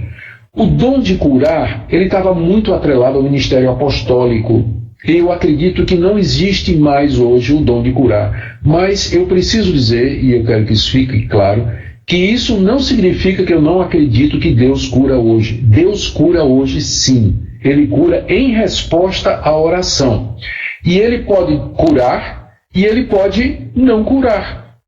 Tá? O dom de cura era infalível. Os apóstolos curavam todos a quem eles se dirigiam. Curava instantaneamente, imediatamente, era claro, não havia a menor dúvida. A palavra de ordem que o apóstolo dava, em nome de Jesus, levanta e anda, funcionava e era eficaz. Não conheço, na história da igreja depois dos apóstolos, não apareceu ninguém com essa habilidade até o dia de hoje.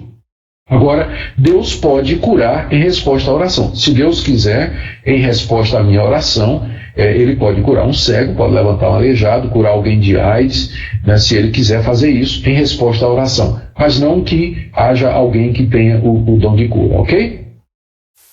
Bem, estamos chegando já ao final das perguntas do site, né? Hoje o pessoal colocou muitas perguntas lá, no começo não tinha muitas, mas depois aumentou um pouco. Tem agora uma pergunta aqui bem importante, bem interessante, do José Rildo. No Pentecostes houve o milagre da fala, e todos ouviam, ou entendiam na língua materna, sem interpretação. Paulo afirma em 1 Coríntios 14:2 que o que fala em línguas não fala a homens, mas a Deus. De fato, ninguém o entende, em espírito fala mistérios. Em Corinto, havia necessidade de interpretação, ou seja, não é a mesma manifestação do dom de línguas do Pentecostes, ou pelo menos não se dá da mesma maneira. Por que em Corinto não se dá o dom da mesma forma, ou seja, o milagre da fala? Sim. Pentecostes era uma situação, muito boa pergunta, Pentecostes era uma situação inicial, né? É uma situação única. Ali era o nascimento da igreja.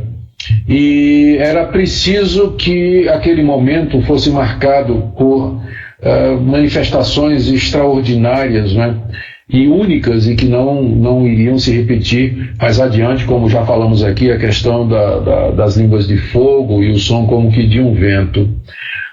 Era preciso deixar muito claro naquele momento para aquela multidão que estava presente ali, que o que estava acontecendo com aqueles homens era de fato o cumprimento daquilo que o profeta Joel havia dito, que nos últimos dias Deus haveria de derramar o seu Espírito sobre toda a carne. Se os apóstolos tivessem falado, tinha 120 irmãos ali, se depois deles falarem línguas diante da multidão, outros do mesmo grupo interpretassem, aquilo podia parecer um cambalacho ou um arrumadinho, né? E não era necessário que não ficasse nenhuma dúvida de que o milagre estava acontecendo. Então, naquela situação particular e especial, era o primeiro derramamento do Espírito Santo, era o começo da igreja cristã. Deus realizou aquele milagre de que os apóstolos falaram exatamente nos idiomas representados ali pela multidão. O contexto da igreja de Corinto já é diferente. O dom de línguas na igreja de Corinto já não visava convencer ninguém de que o Espírito Santo tinha chegado. Mas ele tem um papel apenas de edificação quando interpretado. Então são dois contextos completamente diferentes. E o dom de línguas, ele tem que ser acompanhado de interpretação no contexto da igreja, que não é mais o contexto de evangelização, de convencimento de ninguém, e ali o dom é visto simplesmente como um dom de edificação para os próprios crentes, né? Para os próprios crentes. Então, essa é a razão porque é diferente, não é? As manifestações foram diferentes. Mas você não pode dizer que as línguas de Atos 2 eram idiomas e que as de 1 de Corinto eram glossolalia, palavras sem sentido. porque então você teria que admitir que há dois tipos, né, de dom de línguas diferentes. É o mesmo dom, não é? Ou seja, é a capacidade de você falar, sobrenaturalmente em um idioma que você nunca aprendeu, ok? Ok, então vamos para mais uma perguntinha aqui, que está no site também, não é essa, deixa eu colocar aqui, grandão.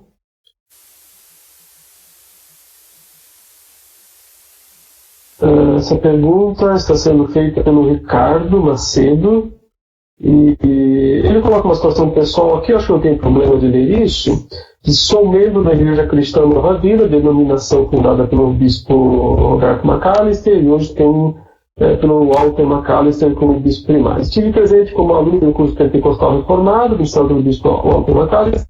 Ele disse que ora por horas em línguas, e comentou também, por exemplo, que o John Piper busca de forma contínua por este dom. Não preciso comentar, enquanto creio e estimo o bispo Walter, e também creio integralmente no que ele diz. Tá? O que Paulo queria dizer quando fala de Coríntios 14 e 15? Ora, quero que todos vós faleis em línguas. Obrigado, Pai, seja com todos. Isso. O grande problema da gente argumentar teologicamente usando o exemplo de homens de Deus é que esse argumento corta dos dois lados. Porque nós também poderíamos citar aqui homens de Deus tão espirituais quanto esses queridos irmãos foram citados aqui, e que nunca oraram em línguas ou buscaram línguas, e que foram instrumentos de Deus, né, para a vida da igreja, como por exemplo o grande John Stott, que não acreditava nas línguas hoje, e que com certeza abençoou o mundo todo, né?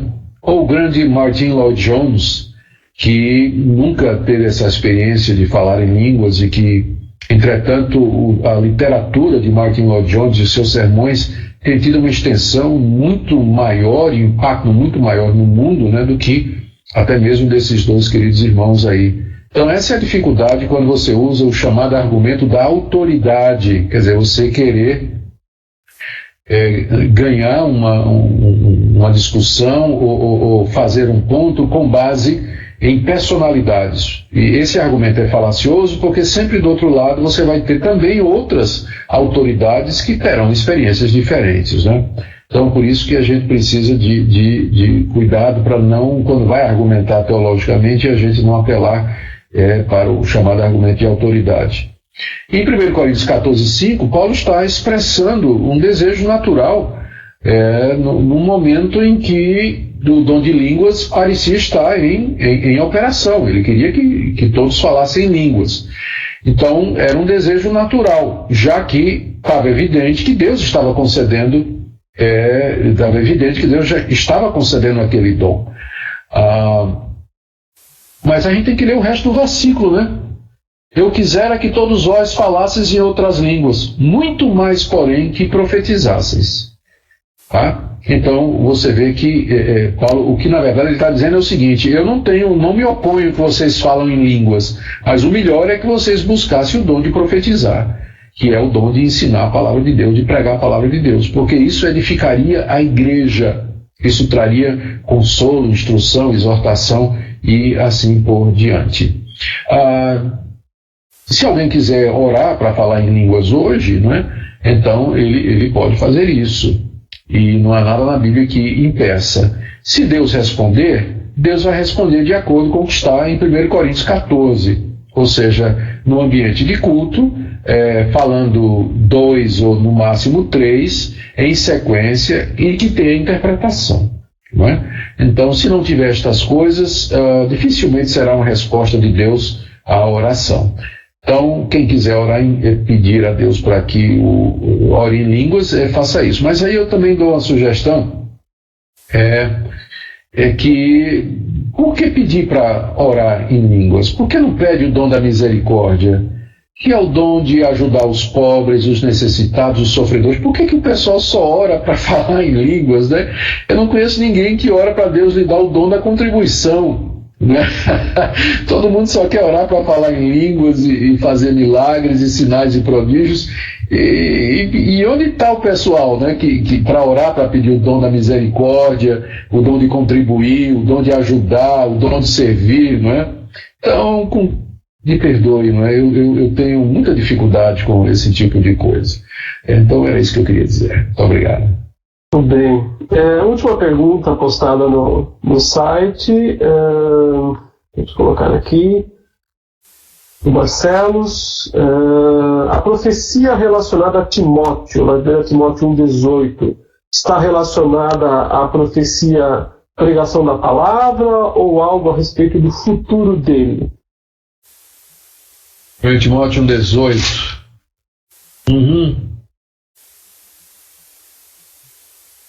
Então, aparentemente, as profecias ali, elas estavam relacionadas à vida de Timóteo e o ministério que ele haveria de exercer, não é?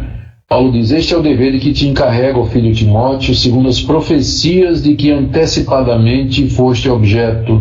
Combate firmado nelas o bom combate, mantendo a fé e a boa consciência. Aparentemente, Timóteo havia sido alvo de alguns profetas, não é, que o exortaram, o encorajaram e o animaram a prosseguir no ministério pastoral, não é? Se essas profecias tinham a ver com tipo assim: Timóteo, Deus me revelou que você vai ser um pastor e assim diz o Senhor, você vai ser um ajudante do apóstolo Paulo. Isso não me parece ser a maneira como o Novo Testamento diz que uma pessoa entra no ministério, porque nessa mesma carta, aqui no capítulo 3, o apóstolo Paulo diz que se alguém deseja o episcopado, que é o pastorado, o ministério cristão, ele deseja uma excelente obra. E é necessário que o presbítero seja irrepreensível, marido de uma só mulher, e aí vem uma lista de requerimentos. Então, a maneira de alguém entrar, já na época de Paulo, né? A maneira de alguém entrar no ministério era sentir o desejo, ser reconhecido pela igreja e ter todas essas qualificações. Gente entrando no ministério por profecia, a gente não encontra, né? Quando o Espírito Santo, lá em Antioquia, fala para a igreja que a igreja separe Barnabé e Saulo para a obra que ele já tinha designado, Barnabé e Saulo já eram profetas, já eram ministros, já eram obreiros chamados por Deus, estabelecidos. Paulo foi chamado por Deus ali, quando ele se converteu extraordinariamente no caminho de Damasco, né? O processo normal é a pessoa exibir aquelas qualidades e então ser reconhecido pela igreja e entrar. Aquelas profecias aqui do verso 18, capítulo 1, elas podem ser provavelmente aquelas palavras de incentivo, né? Do tipo assim: Timóteo, você tem as qualidades necessárias, você é homem de Deus, você vai servir a Deus, dê sua vida ao serviço do Senhor, Deus haverá de ser contigo, tudo. E é por isso que Paulo diz: com base nisso, combate o bom combate, né? Então faz mais sentido pensar que aquelas profecias ali eram exatamente essas palavras de exortação, de consolo e de afirmação a Timóteo para que ele servisse a Deus com integridade, ok? Ok. Renan, tem só mais uma pergunta aqui no chat da Neiva Lopes. O senhor acha que as denominações atrapalham o Evangelho? Então, se a existência de denominações, isso atrapalha o Evangelho? Qual seria a alternativa? Se não tivesse denominações, o que é que a gente teria? Você acha que era possível os crentes conviverem como parte de uma única igreja, sem que houvesse divisão, questionamento, discórdia, dissentimento, divergência? As denominações, elas, eu poderia dizer assim, as denominações são um mal necessário, se você quiser colocar assim. Elas, por um lado, elas trazem e de fato ela introduz uma divisão na Igreja de Cristo, mas por outro lado, essa divisão ela não é totalmente ruim, porque ela agrupa num mesmo lugar e numa mesma instituição os crentes que pensam da mesma forma a respeito dos pontos secundários que dividem as denominações. Então vamos supor, eu sou crente em Jesus Cristo, mas eu acho que a gente tem que batizar mergulhando.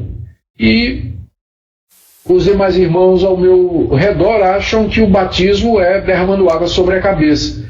Então eu não consigo conviver com aquilo. E de repente eu descubro um grupo de outros irmãos que pensam como eu. Aí eu vou me juntar para eles.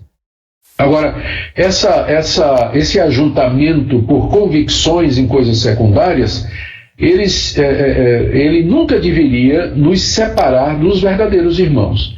Eu sou presbiteriano por convicção, mas eu não creio que a igreja presbiteriana é o reino de Deus exclusivamente. O reino de Deus é muito maior do que a igreja presbiteriana. Tenho verdadeiros irmãos na igreja batista, na Assembleia de Deus, na igreja episcopal, na igreja anglicana, na igreja metodista, e tantas outras denominações que professam a mesma fé básica histórica sobre a Trindade, a pessoa de Cristo, a natureza das Escrituras, a salvação pela fé sem as obras, a ressurreição literal de Cristo dos mortos, sua segunda vinda. Quem pensa assim é meu irmão, não importa em que denominação existe. Então, o problema não são as denominações, né, mas o denominacionalismo. Ou seja, quando a gente faz das denominações um cavalo de batalha contra os outros irmãos e os distintivos da nossa denominação como sendo as marcas do verdadeiro cristianismo. Então, isso aí é que é difícil. Mas é impossível não ter denominação, não é? Teve um movimento na China, liderado por Watchman Nee, que se revoltou contra as denominações. E eles então, o que é que fizeram? Criaram uma outra, chamada a Igreja. Simplesmente criaram uma outra chamada a Igreja. E no fim era mais uma denominação. Então não tem como fugir das denominações. Lembrando apenas que a igreja verdadeira, a igreja de Cristo, ela é uma só. E ela está representada entre essas denominações que existem no mundo. Tá bom? Então o que atrapalha não são as denominações, mas o denominacionalismo. Ok? Um abraço. Muito obrigado. Ok. Bom, nosso plano no começo também era abrir, né, para os alunos poderem fazer perguntas no microfone, mas a maioria acabou fazendo pergunta no próprio site. Isso até facilita muito a aula, porque as perguntas são mais objetivas, né, mais diretas, e isso ajudou bastante. O Renan já está 1h40, né, aqui respondendo perguntas, e não está bem, ainda garganta tudo. Então acho que talvez a gente pudéssemos encerrar, né, por hoje. Eu não sei que alguém assim tem alguma pergunta muito que não pode deixar para um outro momento, né? Assim, depois que eu encerrar aqui com o reverendo, eu vou ficar mais um tempinho ao vivo para responder dúvidas sobre o funcionamento de cursos, dúvidas sobre livros que estão perguntando aí. Aí, depois que o Augusto sair, eu fico mais um pouco para falar com os irmãos sobre isso. Acho que a gente podia encerrar, né, meus irmãos? O que vocês falam aí, vocês que estão no chat? Por favor. Deixa o pastor descansar, né, sem problemas.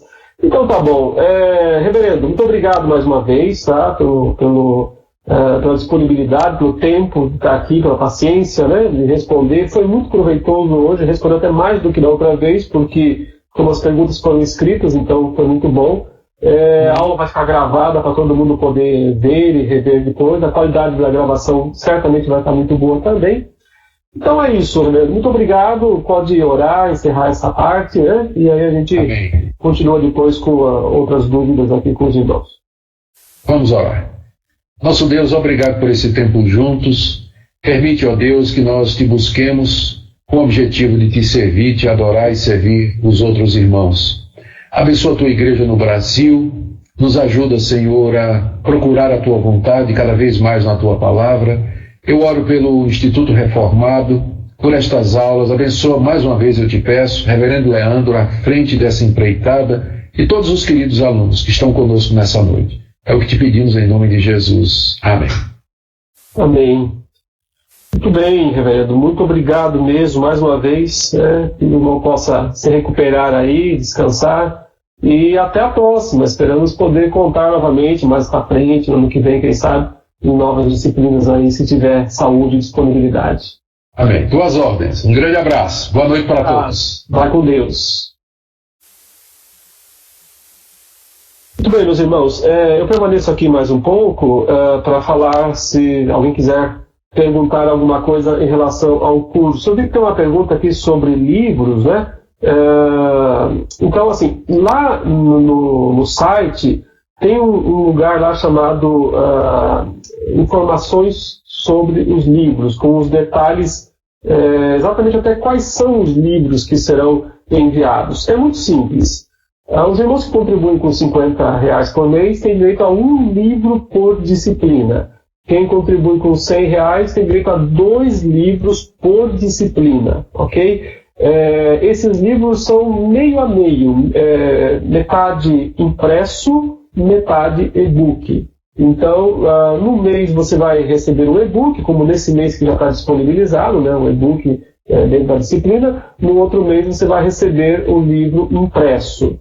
Só que eles somente serão enviados, né, os impressos, lá em outubro, depois da 4ª disciplina. Tem que cursar 4 disciplinas, aí você vai receber todos de uma vez só, ok? Porque a gente não tem condição de mandar um por um, é muito trabalho, são muitos alunos, então lá no final nós vamos mandar de uma vez só todos os livros impressos. Mas os livros e-book já vão baixando, então desse mês já está disponível, tá? É só baixar. Uma pergunta aqui: quando poderemos refazer as matérias que perdemos? Nesses casos, teremos videoaulas ao vivo ou seriam reprises? Não, é sempre ao vivo. Então, as matérias elas serão dadas novamente. Elas não serão meramente reprisadas. Ano que vem, no mês de junho, nós temos de novo Introdução à Bíblia. A matéria vai ser dada novamente. Então, tudo ao vivo, tudo como se fosse esse curso agora. E assim por diante. Então, a questão é que o aluno pode entrar no Instituto a qualquer momento, em qualquer disciplina, em qualquer mês. Ele pode entrar e ele vai conseguir fazer todo o ciclo, né, até o final. A única questão é que nós não temos aula, por exemplo, em dezembro e janeiro, então pula essa parte, né? E depois, na sequência, nós temos um intervalo também entre o final desse curso, que termina, se não me engano, agora em abril, né? Acho que a última disciplina do curso de interpretação bíblica é em abril, e aí volta a primeira em junho. Eu acredito que é isso. No site está colocado lá exatamente mês a mês qual que termina. E quem quiser fazer os outros cursos, Teologia Sistemática e o curso de Teologia Pastoral, já ganha 2 matérias, que já fez. Então, é a matéria Introdução à Bíblia, e essa matéria que vai começar agora no mês que vem de agosto, que é Hermenêutica, essas matérias valem para todas. Então, você não terá que fazer 9 disciplinas de Teologia Sistemática, mas 7. Você já fez 2. Do mesmo modo, Teologia Pastoral. Deixa eu ver o que mais aqui. Onde está a lista dos livros? Não estou conseguindo encontrar. Alguém poderia entrar lá no site e colocar o link aqui para alguém achar? Está lá na parte de instruções lá, sobre os cursos. O que mais aqui? Já colocaram aí a lista. Reverendo Leandro, gostaria de saber se nós que nós estamos estudando teremos que nos matricular na próxima matéria, qual a matéria já acontece naturalmente. Então, funciona assim. Os alunos que pediram o curso completo, se matricularam no curso completo, isso é feito mandando um e-mail lá para o nosso e-mail, contato@antigoreformado.com.br, já receberam todos os boletos até o final do ano, ok? Esses não precisam fazer mais nada. Você já recebeu os boletos, você só tem que pagar os boletos na data certa, porque você vai ser automaticamente matriculado. Aliás, todo mundo já está matriculado, todo mundo que já recebeu os boletos já está matriculado na próxima disciplina. Você pode ver que já está aparecendo para você. Quando você faz login, já está aparecendo lá, Introdução à Hermenêutica Bíblica. Então, não tem o que fazer. Agora, quem está se matriculando disciplina por disciplina, tem que fazer todo mês. Tem que entrar lá no link dos cursos, se matricular lá, escolher o PagSeguro ou depósito em conta. A nossa conta jurídica, a pessoa jurídica já está disponível, então o depósito agora é feito na conta pessoa jurídica, Então, nesse caso, tem que fazer mês a mês. Se quem quiser pedir curso completo, como eu disse, é só mandar um e-mail lá, que aí o resto é feito normalmente. É isso, como fazer para se matricular uma vez em todos? É só isso, escreve para contato@Instituto Reformado e diz, eu quero me matricular em todas as disciplinas. Aí você vai receber um e-mail depois com os boletos até o final do ano e já vai estar matriculado em todas as disciplinas, mas tem que pagar na data exata. Eu peço isso, uma atenção dos irmãos, porque nesse sistema o boleto não permite pagar atrasado. Então você escolhe dia 5, tem que ser dia 5, dia 7, tem que ser dia 7. Então, se atrasar, o sistema já vai bloquear a sua matrícula. Então, isso é automático. Eu preciso que vocês cuidem disso. O Instituto poderá se transformar em seminário teológico, futuramente, com status de bacharelado? Bom, Raul, o futuro pertence a Deus. Hoje, nós não queremos. Se a gente quisesse, fazia. Né? Nós não temos muito essa pretensão hoje de fazer isso, porque nós não queremos competir com os seminários oficiais das denominações. Não é esse o chamado do Instituto Reformado, entendeu? Nosso chamado é outro, né? Então, nós não queremos competir com os seminários tradicionais. Como também no Brasil tem seminários oficiais, onde os candidatos a pastores têm que estudar lá. Né? E nós entendemos que isso é correto, que isso é certo. Então nós não queremos. Mas esse é o nosso pensamento hoje. Né? Deus sabe o futuro, nós não podemos fechar as portas para nada. Mas no momento o nosso objetivo é esse e graças a Deus está sendo muito bem alcançado. Graças a Deus. No novo curso terão mais aulas ao vivo? Sim, porque eu tenho um pouco mais de disponibilidade de tempo do que o Reverendo Augustus. Né? A gente foi muito difícil. Eu imagino ele ter essas 2 horas aqui para poder ficar, né, com os irmãos. Graças a Deus ele atendeu. Eu já estou mais programado para fazer isso, né? Então nós temos aulas ao vivo toda semana e também as aulas também gravadas. Aulas gravadas vão ser mais vídeos do que texto. Terá texto também. A gente vai ter livro lá para os irmãos poderem baixar, mas vão ser mais textos. O que mais? Pastor, sobre a questão do não cursar os seminários. Eu sei, mas nós temos que respeitar o sistema, né, como ele funciona, então nós no momento entendemos dessa maneira. Seria matéria de leitura de grego, né?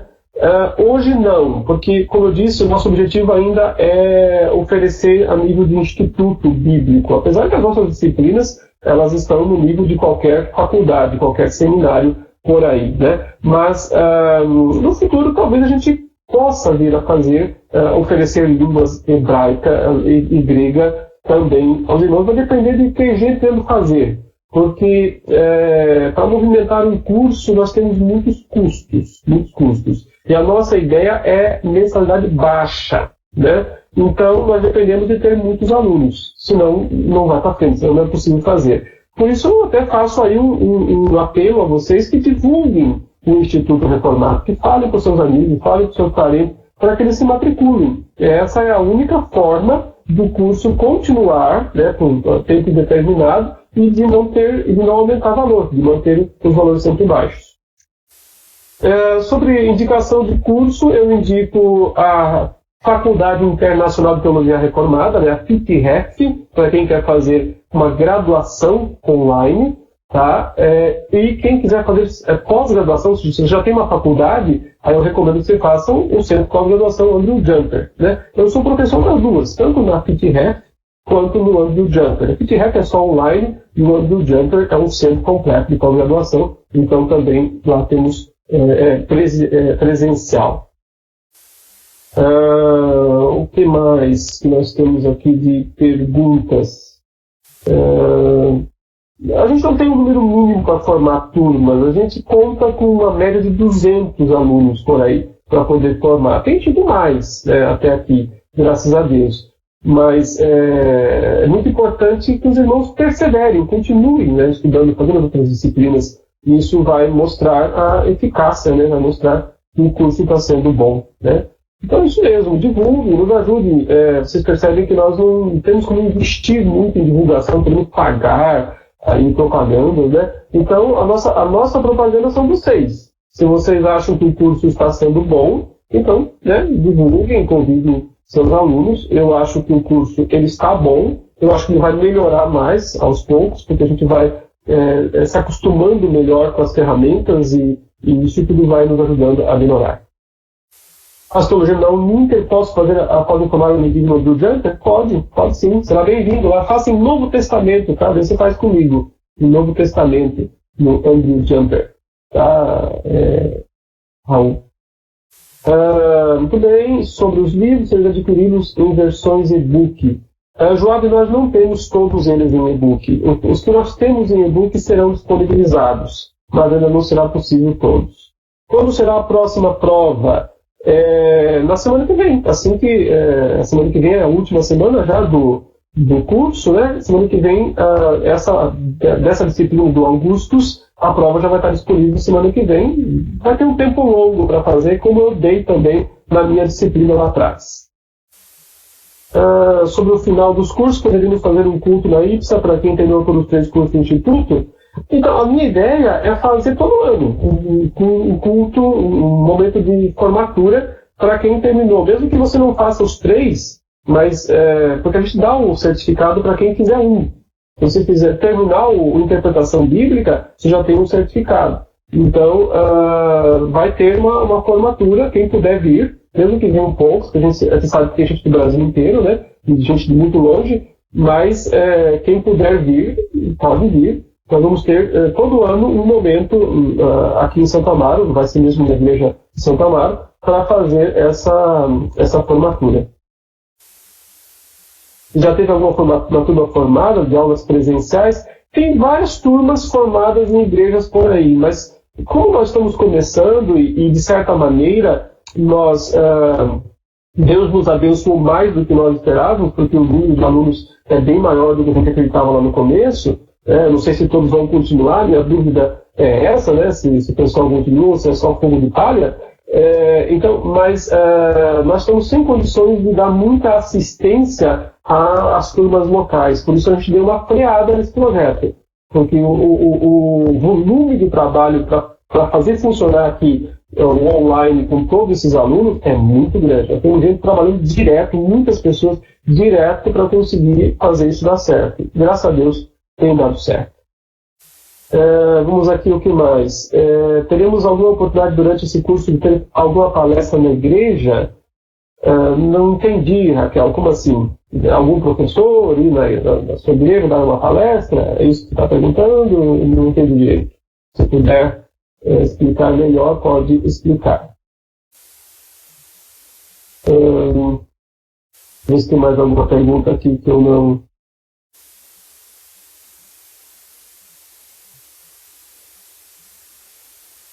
Bom, eu prego na Igreja de Santo Amaro todo mês, né, uma vez por mês.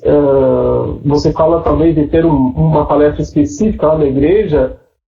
É um pouco complicado porque a gente não conseguiria trazer todos os alunos, né, de fora. Então, eu acho que o que vai acontecer mesmo é no dia que nós fizermos a formatura, né, o culto de formatura, é quando então será possível fazer alguma coisa nesse sentido.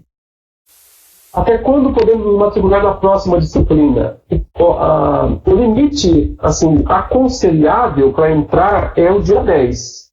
O ideal é já entrar agora, né? Mas se não puder, entrar no dia 1º, dia 1º do mês, para poder começar o curso desde o começo, ok? Mas a gente, até o dia 10, eu acho que o aluno consegue recuperar. Não é o ideal é entrar no dia 1º. Certo? Mas até o dia 10 o aluno consegue recuperar. Depois disso, eu já começo a achar difícil, achar complicado fazer isso. Então, deveria pensar, não deixar passar do dia 10, é a minha opinião.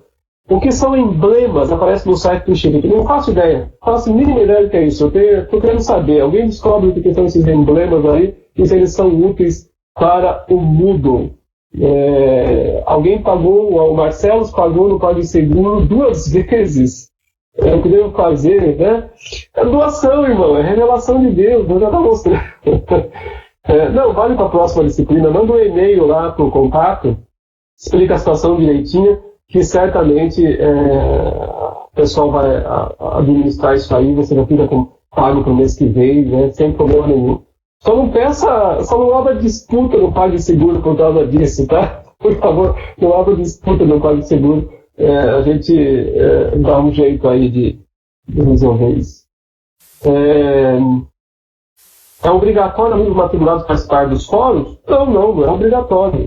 Os fóruns, agora, eles são fundamentais, são importantes. É difícil fazer um bom curso sem pelo menos dar uma olhadinha. Não precisa fazer pergunta necessariamente, mas pelo menos ler as perguntas dos alunos e as perguntas que os professores respondem, porque elas complementam muito a aula. Então, se você perde isso, você perde muitas informações fundamentais. Não precisa perguntar.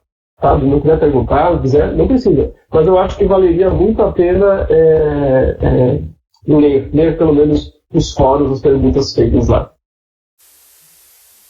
Seria conveniente fazer um curso Sebrae Pedreiro de forma online?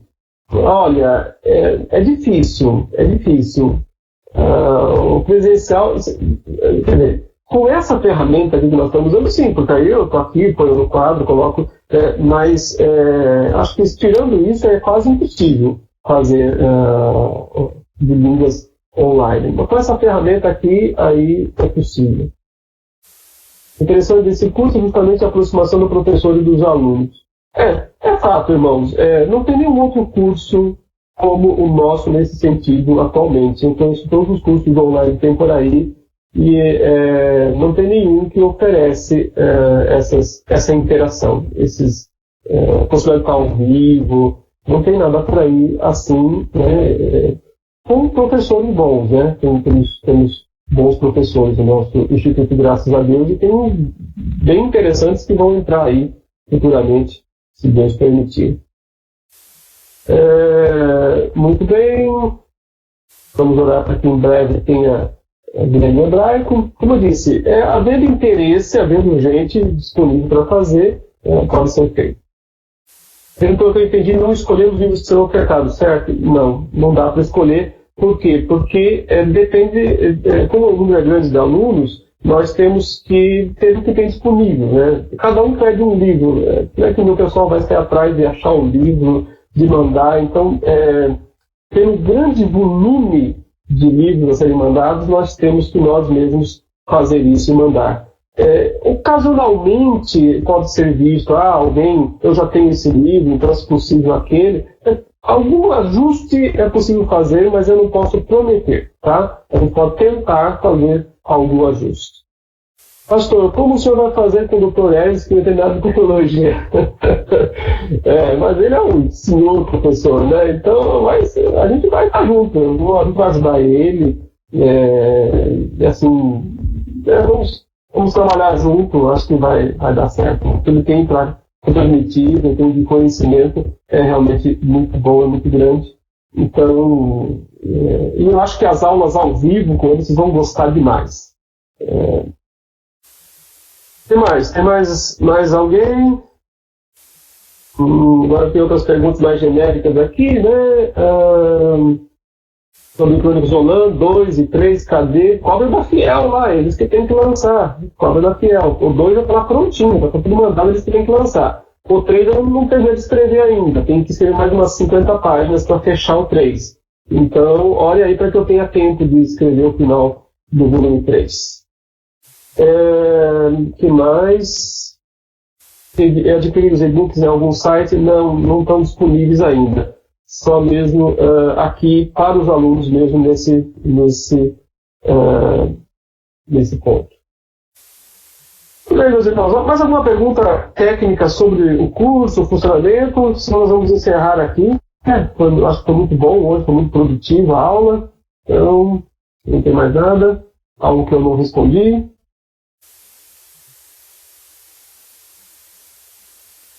Muito bem.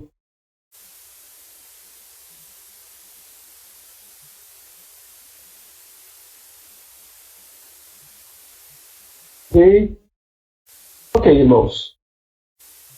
Eu que agradeço. Agradeço a todos vocês aí pela disposição. e que Deus abençoe muito ricamente a vida de todos. Continuem firmes, não desistam, né? Não sejam como de palha, façam todas as disciplinas, completem o curso, recebam o seu certificado e vão trabalhar na igreja, servir ao Senhor. Isso é o objetivo desse projeto. Tá bom? Fiquem na paz, Deus abençoe a todos. Muito obrigado mais uma vez pela participação de todos aqui. Que Deus abençoe e até na outra semana, quando eu volto para iniciar o curso de hermenêutica. Esse curso vai ser muito bom, se Deus quiser. Tá? Um abraço a todos, fiquem com Deus.